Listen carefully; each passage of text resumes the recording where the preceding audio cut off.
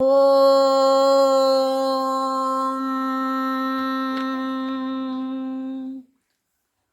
ಓಂ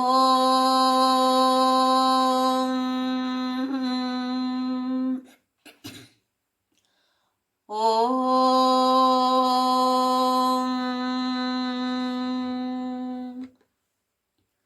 ಶುಕ್ಲಾಂಬರಧರಂ ವಿಷ್ಣುಂ ಶಶಿವರ್ಣಂ ಚತುರ್ಭುಜಂ ಪ್ರಸನ್ನವದನಂ ಧ್ಯಾಯೇತ್ ಸರ್ವವಿಘ್ನೋಪಶಾಂತಯೇ. ಗುರುರ್ಬ್ರಹ್ಮ ಗುರುರ್ವಿಷ್ಣು ಗುರುರ್ದೇವೋ ಮಹೇಶ್ವರಃ ಗುರು ಸಾಕ್ಷಾತ್ ಪರಬ್ರಹ್ಮ ತಸ್ಮೈ ಶ್ರೀ ಗುರವೇ ನಮಃ. ಸರಸ್ವತಿ ನಮಸ್ತುಭ್ಯಂ ವರದೆ ಕಾಮರೂಪಿಣಿ ವಿದ್ಯಾರಂಭಂ ಕರಿಷ್ಯಾಮಿ ಸಿದ್ಧೇರ್ಭವತು ಮೇ ಸದಾ. ಹರಿ ಓಂ. ಎಲ್ಲರಿಗೂ ಶುಭೋದಯ. ಭವ್ಯವಾದ, ದಿವ್ಯವಾದ, ನಿತ್ಯ ನೂತನವಾದ, ಅತಿ ಅದ್ಭುತವಾದ, ಪರಮ ಪವಿತ್ರವಾದ ನಮ್ಮ ಒಳಗೆ ಇರುವಂತಹ ಈ ಸುಂದರವಾದ ದೇವಾಲಯಕ್ಕೆ ಎಲ್ಲರಿಗೂ ಪ್ರೀತಿಯ ಆತ್ಮೀಯ ಸ್ವಾಗತ. ನನ್ನ ಗುರುವಾಗಿರುವ ಕೇರಳದ ಕಾಂಜಂಗಾಡಿನ ಆನಂದಾಶ್ರಮದ ಪಪ್ಪಾ ಸ್ವಾಮಿ ರಾಮದಾಸ್ ಮತ್ತು ನನ್ನ ತಾಯಿ ತಂದೆಯರ ಚರಣಾರವಿಂದಗಳಲ್ಲಿ ಅನಂತ ಪ್ರಣಾಮಗಳು. ಭಗವಾನ್ ರಮಣ ಮಹರ್ಷಿಯವರ ಅದ್ಭುತವಾದ ರಚನೆ ಉಪದೇಶ ಸಾರ. ಇದನ್ನು ತಿಳಿದುಕೊಳ್ಳೋ ಪ್ರಯತ್ನವನ್ನು ಮಾಡ್ತಾ ಇದ್ದೇವೆ. ಮೊದಲಿಗೆ ಭಗವಾನ್ರ ಪಾದಾರವಿಂದಗಳಲ್ಲಿ ನಮ್ಮ ಧ್ಯಾನ ಶ್ಲೋಕವನ್ನು ಸಮರ್ಪಣೆ ಮಾಡೋಣ. ನೀಲಾರವಿಂದ ಸುಹೃದ ಸದೃಶಂ ಪ್ರಸಾದೆ ತುಲ್ಯಂ ತಥಾ ಮಹಸಿ ತೋಯಜ ಬಾಂಧವೇನ ಭ್ರಾಮ್ಯಾಂ ಸ್ಥಿತೌ ತು ಪಿತರಂ ವಟಮೂಲವಾಸಂ ಸಂಸ್ಮಾರಯಂತಂ ಅಚಲಂ ತಮನುಸ್ಮರಾಮಃ. ಆ ಗುರುವಿನ ಅನುಗ್ರಹದಿಂದ ನಮಗೆಲ್ಲರಿಗೂ ಕೂಡ ಉಪದೇಶ ಸಾರದ ಅರ್ಥ ಅರಿವು ಆಗಬೇಕಾಗಿದೆ. ಹಾಗೆಯೇ ಅದನ್ನು ನಾವು ಜೀವನದಲ್ಲಿ ಅಳವಡಿಸಿಕೊಳ್ಳೋದಿಕ್ಕೆ ಅನುಗ್ರಹಿಸುವಂತೆ ಭಗವಂತನಲ್ಲಿ, ಭಗವಾನ್ ರಮಣ ಮಹರ್ಷಿಯವರಲ್ಲಿ ಪ್ರಾರ್ಥನೆಯನ್ನು ಮಾಡ್ತಾ ಈ ದಿನ ನಾವೇನನ್ನು ಕಲ್ತ್ಕೊಳ್ಬೇಕು ನೋಡೋಣ. ಒಂದು ಸಲ ಹೋದ 2-3 ವಾರಗಳಲ್ಲಿ ನಾವು ಏನನ್ನು ತಿಳಿದುಕೊಂಡಿದ್ದೇವೆ ಅಂತ ಒಂದು ಸಲ ರೀಕ್ಯಾಪ್. 30 ಶ್ಲೋಕಗಳಿವೆ. ಉಪನಿಷತ್ತಿನ ಸಾರ ಅಥವಾ ಭಗವದ್ಗೀತೆಯ ಸಾರ 30 ಶ್ಲೋಕಗಳಲ್ಲಿ. ಅದು ಶ್ಲೋಕ ಏನು ದೊಡ್ಡ ದೊಡ್ಡ ಶ್ಲೋಕಗಳು, ಕಷ್ಟದ ಶ್ಲೋಕಗಳು ಅಲ್ಲ. 2 ಗೆರೆ ಇರುವಂತಹ ಒಂದು ಶ್ಲೋಕ. ಸಂಸ್ಕೃತ ಪದಗಳು ಕೂಡ ಕ್ಲಿಷ್ಟವಾಗಿಲ್ಲ, ಕಷ್ಟವಾದ ಪದಗಳು ಇಲ್ಲ ಇದರಲ್ಲಿ. ಕರ್ತುರಾಜ್ಞೆಯ ಪ್ರಾಪ್ಯತೆ ಫಲಂ ಕರ್ಮ ಕಿಂ ಪರಂ ಕರ್ಮ ತಜ್ಜಡಂ ಕೃತಿಮಹೋದಧೌ ಪತನ ಕಾರಣಂ ಫಲಮಶಾಶ್ವತಂ ಗತಿ ನಿರೋಧಕಂ ಈಶ್ವರಾರ್ಪಿತಂ ನೇಚ್ಛಯಾ ಕೃತಂ ಚಿತ್ತಶೋಧಕಂ ಮುಕ್ತಿ ಸಾಧಕಂ ಕಾಯವಾಂಗ್ಮನ ಕಾರ್ಯಮುತ್ತಮಂ ಪೂಜನಂ ಜಪಶ್ಚಿಂತನಂ ಕ್ರಮಾತ್. ಇನ್ನು 4 ಶ್ಲೋಕಗಳನ್ನು ತಿಳಿದುಕೊಂಡಿದ್ದೇವೆ. ಮೊದಲನೇ ಶ್ಲೋಕದಲ್ಲಿ ಭಗವಾನ್ ರಮಣ ಮಹರ್ಷಿಯವರು ಕರ್ಮಫಲದಾತ ಇದ್ದಾನೆ. ಕರ್ಮದ ಫಲವನ್ನು ಕೊಡುವಂಥದ್ದು ಕರ್ಮ ಅಲ್ಲ. ಪೂರ್ವ ಮೀಮಾಂಸಕರ ತತ್ವ ಏನು ಅಂದರೆ ದೇವರು ಇಲ್ಲ, ಪ್ರಪಂಚ ಇದೆ, ವೇದಗಳು ಇವೆ, ಶಾಶ್ವತವಾಗಿರುವಂಥದ್ದು. ಪ್ರಪಂಚವೂ ಶಾಶ್ವತ, ವೇದವೂ ಶಾಶ್ವತ. ದೇವರು ಅಂತ ಹೇಳುವ ತತ್ವ ಇಲ್ಲ. ನಾವು ಮಾಡುವಂತಹ ಕರ್ಮಗಳೇ ನಮಗೆ ಫಲವನ್ನು ನೀಡುವಂಥದ್ದು ಅಂತ ಪೂರ್ವ ಮೀಮಾಂಸಕರ ತತ್ವ. ಅದನ್ನು ಅಲ್ಲಗಳೆಯುತ್ತಾ ಭಗವಾನ್ ರಮಣ ಮಹರ್ಷಿಯವರು ಹೇಳ್ತಾರೆ, ಕರ್ಮ ಫಲದಾತ ಇದ್ದಾನೆ, ಅವನಿಗೆ ಕರ್ತು ಅಂತ ಇಲ್ಲಿ ಹೆಸರು ಹಾಕಿದ್ದಾರೆ. ಅವನ ಆಜ್ಞೆಯ ಪ್ರಕಾರ ನಮಗೆ ಕರ್ಮದ ಫಲ ಸಿಗುವಂಥದ್ದು. ಯಾಕೆ ಅಂತ ಹೇಳಿದರೆ, ಕರ್ಮ ಶ್ರೇಷ್ಠ ಹೇಗಾಗತ್ತೆ? ಅದು ಜಡ ತಾನೇ, ಅದು ಚೈತನ್ಯ ಇಲ್ಲ. ಕೆಲಸ ಅಥವಾ ಕರ್ಮ ಅಂತ ಹೇಳೋದಕ್ಕೆ ಚೈತನ್ಯ ಇಲ್ಲ, ಅದು ಜಡ. ಹಾಗಿದ್ರೆ ಕರ್ಮ ಕಿಂಪರಂ, ಅದು ಹೇಗೆ ಶ್ರೇಷ್ಠ ಆಗತ್ತೆ? ಆಮೇಲೆ ಎರಡನೆಯದರಲ್ಲಿ ಕರ್ಮ ಅಂತ ಹೇಳೋದು ಸಾಗರದ ಹಾಗೆ, ಮುಗೀತು ಅಂತ ಇಲ್ಲ. ಹಾಗೆ ಈ ಕರ್ಮವನ್ನ ಮಾಡ್ತಾ ಮಾಡ್ತಾ ತಿಳುವಳಿಕೆ ಇಲ್ಲದೆ ಅಜ್ಞಾನದಿಂದ ಮಾಡಿದಂತಹ ಕರ್ಮಗಳು ನಮ್ಮ ಅಧ್ಯಾತ್ಮ ಪಥದಲ್ಲಿ ಪತನಕ್ಕೆ ಕಾರಣ ಅಂತ ನಮ್ಮನ್ನ ಎಚ್ಚರಿಕೆಯನ್ನ ಕೊಡ್ತಾ ಇದ್ದಾರೆ ನಮಗೆ ಭಗವಾನ್ ರಮಣ ಮಹರ್ಷಿಯವರು. ಗತಿ ನಿರೋಧಕ ಅದು. ಯಾಕೆ ಅಂತ ಹೇಳಿದ್ರೆ, ಫಲಂ ಅಶಾಶ್ವತ, ಶಾಶ್ವತ ಅಲ್ವೇ ಅಲ್ಲ. ಈ ಫಲಗಳೆಲ್ಲ, ನಾವು ಮಾಡುವಂತಹ ಕರ್ಮಗಳಿಗೆ ಬರುವಂತಹ ಫಲಗಳು ಅಶಾಶ್ವತವಾದದ್ದು. ನಮ್ಮ ಯಾವ ವೇಗದಲ್ಲಿ ನಾವು ಅಧ್ಯಾತ್ಮ ಪಥದಲ್ಲಿ ಸಾಗ್ತಾ ಇದ್ದೇವೆಯೋ ಅದನ್ನ ನಿರೋಧ, ಕಡಿಮೆ ಮಾಡುವಂಥದ್ದು, ಬ್ರೇಕ್ ಹಾಕಿಬಿಡತ್ತೆ ಈ ಕರ್ಮಗಳು. ಹಾಗಾದ್ರೆ ನಮ್ಗೆ ಸಂಶಯ ಕಾಡತ್ತೆ, ಏನು ಕೆಲಸ ಮಾಡಬೇಡಿ, ಸುಮ್ಮನೆ ಕೂತ್ಕೊಳ್ಳಿ ಅಂತ ಹೇಳ್ತಿದ್ದಾರಾ? ಆ ಪ್ರಶ್ನೆಗೆ 3ನೆಯ ಶ್ಲೋಕದಲ್ಲಿ ಉತ್ತರವನ್ನ ಹೇಳ್ತಿದ್ದಾರೆ. ಈಶ್ವರಾರ್ಪಿತಂ ನೇಚ್ಛಯಾಕೃತಂ, ಮಾಡಿ ಎಲ್ಲ ಕೆಲಸವನ್ನು, ಎಲ್ಲ ಕರ್ಮಗಳನ್ನು ಮಾಡಿ, ಆದರೆ ಯಾವ ಮನೋಭಾವನೆಯಿಂದ ಮಾಡಬೇಕು? ಈ ತಿಳುವಳಿಕೆ ಖಂಡಿತವಾಗಿಯೂ ನಮಗೆಲ್ರಿಗೂ ಬೇಕೇ ಬೇಕು. ಇದನ್ನ ಕೆಂಪು ಶಾಯಿಯಲ್ಲಿ ಅಂಡರ್ಲೈನ್ ಮಾಡಿಕೊಳ್ಬೇಕು. ನಾವು ಕೆಲಸ ಮಾಡಬೇಕು, ಎಲ್ಲ ಕರ್ತವ್ಯವನ್ನು ನಾವು ಮಾಡಲೇಬೇಕು, ನಿರ್ವಹಿಸಲೇಬೇಕು. ಹೇಗೆ? ಬೇಕಾಬಿಟ್ಟಿಯಾಗಿ ಅಲ್ಲ, ಅಯ್ಯೋ ಮಾಡಬೇಕಲ್ಲ ಈ ಕೆಲಸ ಅಂತ ಮಾಡೋದಲ್ಲ. ಈಶ್ವರಾರ್ಪಿತ, ಭಗವಂತನಿಗೆ ಅರ್ಪಣೆಯನ್ನ ಮಾಡೋದು. ಹೇಗೆ ಭಗವಂತನಿಗೆ ಅರ್ಪಣೆಯನ್ನ ಮಾಡೋದು? ಅವನನ್ನ ಸ್ಮರಿಸೋದು. ಯಾವುದೇ ಕೆಲಸ ಮಾಡುವ ಮೊದಲು ಒಂದು ಸಲ ಭಗವಂತ ನಿನಗೆ ಅರ್ಪಣೆ ಮಾಡ್ತಾ ಇದ್ದೇನೆ ಅಂತ ಏನು ದೊಡ್ಡಕ್ಕೆ ಕಿರ್ಚಾಡಬೇಕಾಗಿಲ್ಲ, ಬೇರೆಯವರಿಗೆ ಗೊತ್ತಾಗಬೇಕಾಗಿಲ್ಲ. ನಮ್ಮ ಮನಸ್ಸಿನಲ್ಲಿ ಉಂಟಾಗುವ ಒಂದು ಭಾವನೆ. ಅದು ಅಲ್ಲದೆ ನ ಇಚ್ಛೆಯಾಕೃತಂ, ಇಲ್ಲಿ ಮತ್ತೆ ಎಚ್ಚರಿಕೆಯನ್ನು ಕೊಡ್ತಿದ್ದಾರೆ, ನಿನ್ನ ಇಚ್ಛೆಯ ಪ್ರಕಾರ ಮಾಡಬೇಡ.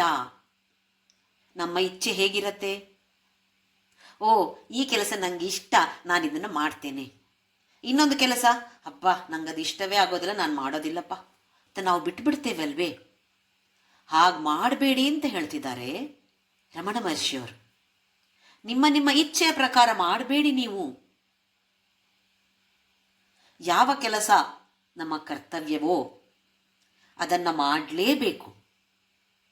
ಇಷ್ಟವೋ ಅನಿಷ್ಟವೋ, ಇಷ್ಟ ಇಲ್ಲದೆ ಇದ್ರೂ ಅದು ನಮ್ಮ ಕರ್ತವ್ಯ ಅಂತಾಳೆ. ಆದ್ರೆ ಅದನ್ನ ಮಾಡಲೇಬೇಕು. ಮಾಡ್ತಾ ಈಶ್ವರಾರ್ಪಣ ಮನೋಭಾವನೆಯಿಂದ ಮಾಡಿ ಅಂತ ಹೇಳ್ತಾರೆ. ಅದಕ್ಕೆ ಎರಡನ್ನ ಸೇರಿಸಿಕೊಂಡಿದ್ದಾರೆ ನೋಡಿ, ಈಶ್ವರಾರ್ಪಿತಂ ನೇಚ್ಛಯಾಕೃತಂ.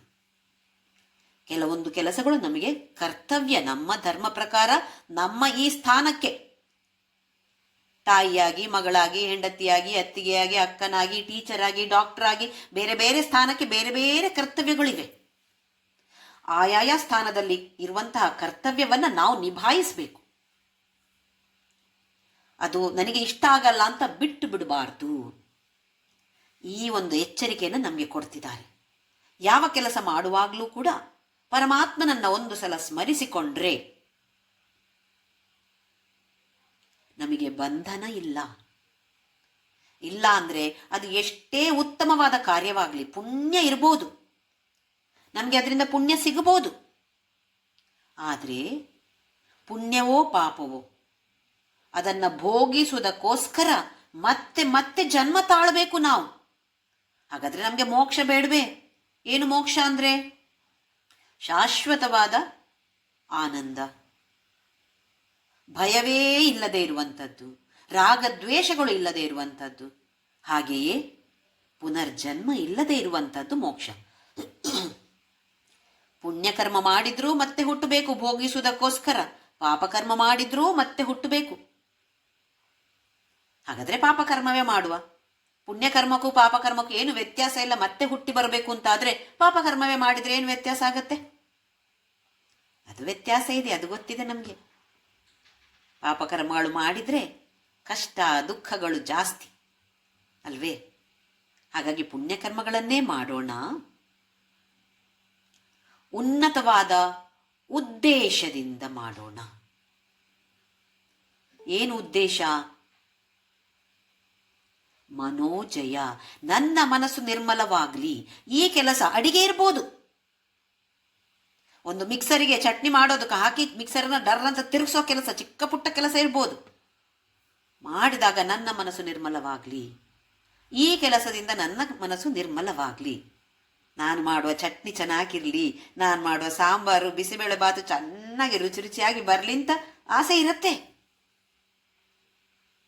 ಅದರ ಜೊತೆಯಲ್ಲಿ ಭಗವಂತ, ಹೌದು ಬಿಸಿಬೇಳೆ ಬಾತು ಮಾಡಕ್ಕೆ ಹೊರಟಿದ್ದೇನೆ, ಚೆನ್ನಾಗಿ ಬರಲಿ, ಚೆನ್ನಾಗಿ ಬಾರದೇ ಇದ್ರೂ ಅದನ್ನು ಸ್ವೀಕಾರ ಮಾಡುವಂತಹ ಮನೋಧೈರ್ಯ ಮನೋಬಲ ನನಗೆ ಕೊಡು. ಅದು ಒಂದು ಚಿಕ್ಕ ಉದಾಹರಣೆ. ಹಾಗೆ ಯಾವುದೇ ಕೆಲಸ ಮಾಡುವಾಗ ಒಂದು ಉದ್ದೇಶ ಖಂಡಿತವಾಗಿಯೂ ಇದ್ದೇ ಇರುತ್ತೆ. ಹೀಗಾಗಬೇಕು ನನಗೆ ಅಂತೇಳೋ ಉದ್ದೇಶದಿಂದ ತಾನೇ ನಾವು ಮಾಡೋದು ಯಾವ ಕೆಲಸ ಆದರೂ. ಆದರೆ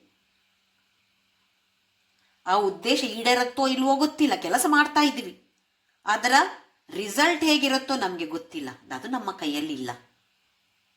ಹಾಗಿದ್ದಾಗ ನಮ್ಮ ನಿರೀಕ್ಷೆಯ ಪ್ರಕಾರ ಫಲ ಸಿಗದೇ ಇದ್ರೆ ಅದನ್ನು ಸ್ವೀಕಾರ ಮಾಡೋದಿಕ್ಕೆ ಧೈರ್ಯ ಬೇಕು. ಇಲ್ಲದಿದ್ರೆ ಏನಾಗತ್ತೆ?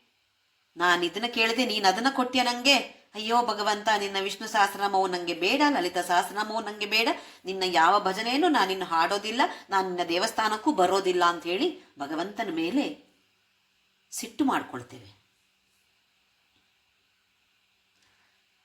ಇಲ್ಲ, ಹಾಗಾಯ್ತು ಅನ್ಕೊಳ್ಳೋಣ, ನನ್ನ ನಿರೀಕ್ಷೆಯ ಪ್ರಕಾರ ನಾನು ಹೇಗೆ ನಿರೀಕ್ಷೆ ಮಾಡಿದ್ನೋ ಅದೇ ಪ್ರಕಾರ ಬಂತು ರಿಸಲ್ಟ್. ಅವಾಗೇನು? ಅವಾಗ ನಮಗೆ ಭಗವಂತ ಜ್ಞಾಪಕಕ್ಕೆ ಬರೋದಿಲ್ಲ. ನಾನು ಮಾಡಿದ್ದು ತಾನೇ. ಎಷ್ಟು ಯಶಸ್ವಿ ಆಯಿತು ಅಂತಂದ್ರೆ ನಾನೇ ಮಾಡಿರೋದು. ಅಹಂಕಾರ ಜಾಸ್ತಿ ಆಗ್ಬಿಡತ್ತೆ. ನಿರೀಕ್ಷೆಯ ಪ್ರಕಾರ ಬಂತು ಅಂತಾದ್ರೆ ಅಹಂಕಾರ, ನಿರೀಕ್ಷೆಯ ಪ್ರಕಾರ ಬಂದಿಲ್ಲ ಅಂತಾದ್ರೆ ದುಃಖ. ಹಾಗೆಯೇ ಇದ್ದ ಬದ್ದವರ ಮೇಲೆಲ್ಲ ಮತ್ತೆ ದೂರು, ಅವ್ರು ಮಾಡಿದ್ದು ಸರಿಯಾಗಿಲ್ಲ, ಇವ್ರು ಮಾಡಿದ್ದು ಸರಿಯಾಗಿಲ್ಲ ಅಂತ ದೂರು ನಮ್ದು.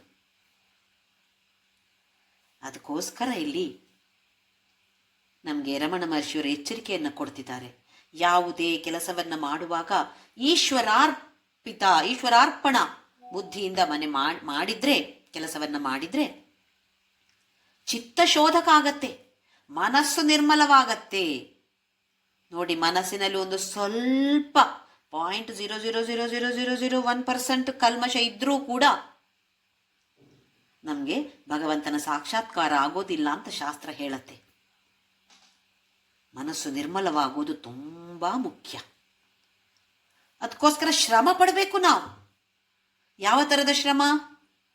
ನಮ್ಮನ್ನು ನಾವು ನೆನಪಿಸ್ಕೊಳ್ಬೇಕು. ನೆನಪು ಮಾಡು, ಭಗವಂತನ ಸ್ಮರಣೆ ಮಾಡು. ಕೆಲಸ ಶುರು ಮಾಡ್ತೀಯಾ, ಓಯ್ ಭಗವಂತನ ಸ್ಮರಣೆ ಮಾಡಿದ್ಯಾ? ಈ ಥರದ ನೆನಪು, ಶ್ರಮ ಪಡಬೇಕು. ಅದಕ್ಕೋಸ್ಕರ ಅಯ್ಯೋ ಎಲ್ಲ ಆದ್ಮೇಲೆ ಭಗವಂತ ನೆನಪೇ ಬರಲಿಲ್ಲ, ಸರಿ ಮುಂದಿನ ಕೆಲಸಕ್ಕಾದ್ರೂ ಭಗವಂತನ ಸ್ಮರಣೆ ಮಾಡೋಣ. ಅದಕ್ಕೋಸ್ಕರ ಸಾಧು ಸಂತರು ಹೇಳ್ತಾರೆ, ನಾಮಸ್ಮರಣೆಯನ್ನ ಮಾಡ್ತಾ ಮಾಡ್ತಾ ಇರಿ. ಯಾವ ಕೆಲಸ ಮಾಡಿದ್ರು ನಾಮಸ್ಮರಣೆ ನಡೀಲಿ ಅಂತ ಯಾಕೆ ಹೇಳ್ತಾರೆ? ಚಿತ್ತ ಶುದ್ಧಿಗೋಸ್ಕರ. ಚಿತ್ತ ಶೋಧಕಂ ಮುಕ್ತಿ ಸಾಧಕಂ. ಆಗ ತಾನೇ ಮುಕ್ತಿ ಸಿಗೋದು. ನಿರ್ಮಲವಾದ ಮನಸ್ಸು ಇಲ್ಲ ಅಂತಾದ್ರೆ ಮುಕ್ತಿ ಗ್ಯಾರಂಟಿ ಸಿಗೋದಿಲ್ಲ. ಹಾಗಾಗಿ ಆ ಸಾಧನಾ ಪಥದಲ್ಲಿ ನಾವು ಸಾಗಬೇಕು ಅಂತಾದ್ರೆ ಮನಸ್ಸು ನಿರ್ಮಲವಾಗಬೇಕು. ಮನಸ್ಸು ನಿರ್ಮಲವಾಗಬೇಕು ಅಂತ ಹೇಳಿದ್ರೆ ಕರ್ಮವನ್ನ ಕರ್ಮ ಯೋಗವಾಗಿ ಪರಿವರ್ತನೆ ಮಾಡುವುದು. ಸುಮ್ಮನೆ ಕೆಲಸ ಮಾಡಿದ್ರೆ ಕರ್ಮ, ಅದೇ ಮಾಡುವಂತ ಅದೇ ಕೆಲಸವನ್ನು ಈಶ್ವರನ ಸ್ಮರಣೆಯನ್ನ ಮಾಡ್ತಾ ನಿನಗೋಸ್ಕರ ಮಾಡ್ತೇನೆ ಅಂತ ಹೇಳುವ ಒಂದು ಭಾವನೆಯನ್ನು ಇಟ್ಟುಕೊಂಡು ಉನ್ನತವಾದ ಉದ್ದೇಶದಿಂದ ಮಾಡಿದ್ರೆ ಲೋಕ ಸಮಸ್ತ ಸುಖಿನೋ ಭವಂತು, ಹಲವು ಜನರಿಗೆ ಒಳ್ಳೆಯದಾಗ್ಲಿ ಅಂತ ಹೇಳುವ ಭಾವನೆಯಿಂದ ಮಾಡಿದಾಗ ಇದು ಕರ್ಮಯೋಗ ಆಗತ್ತೆ.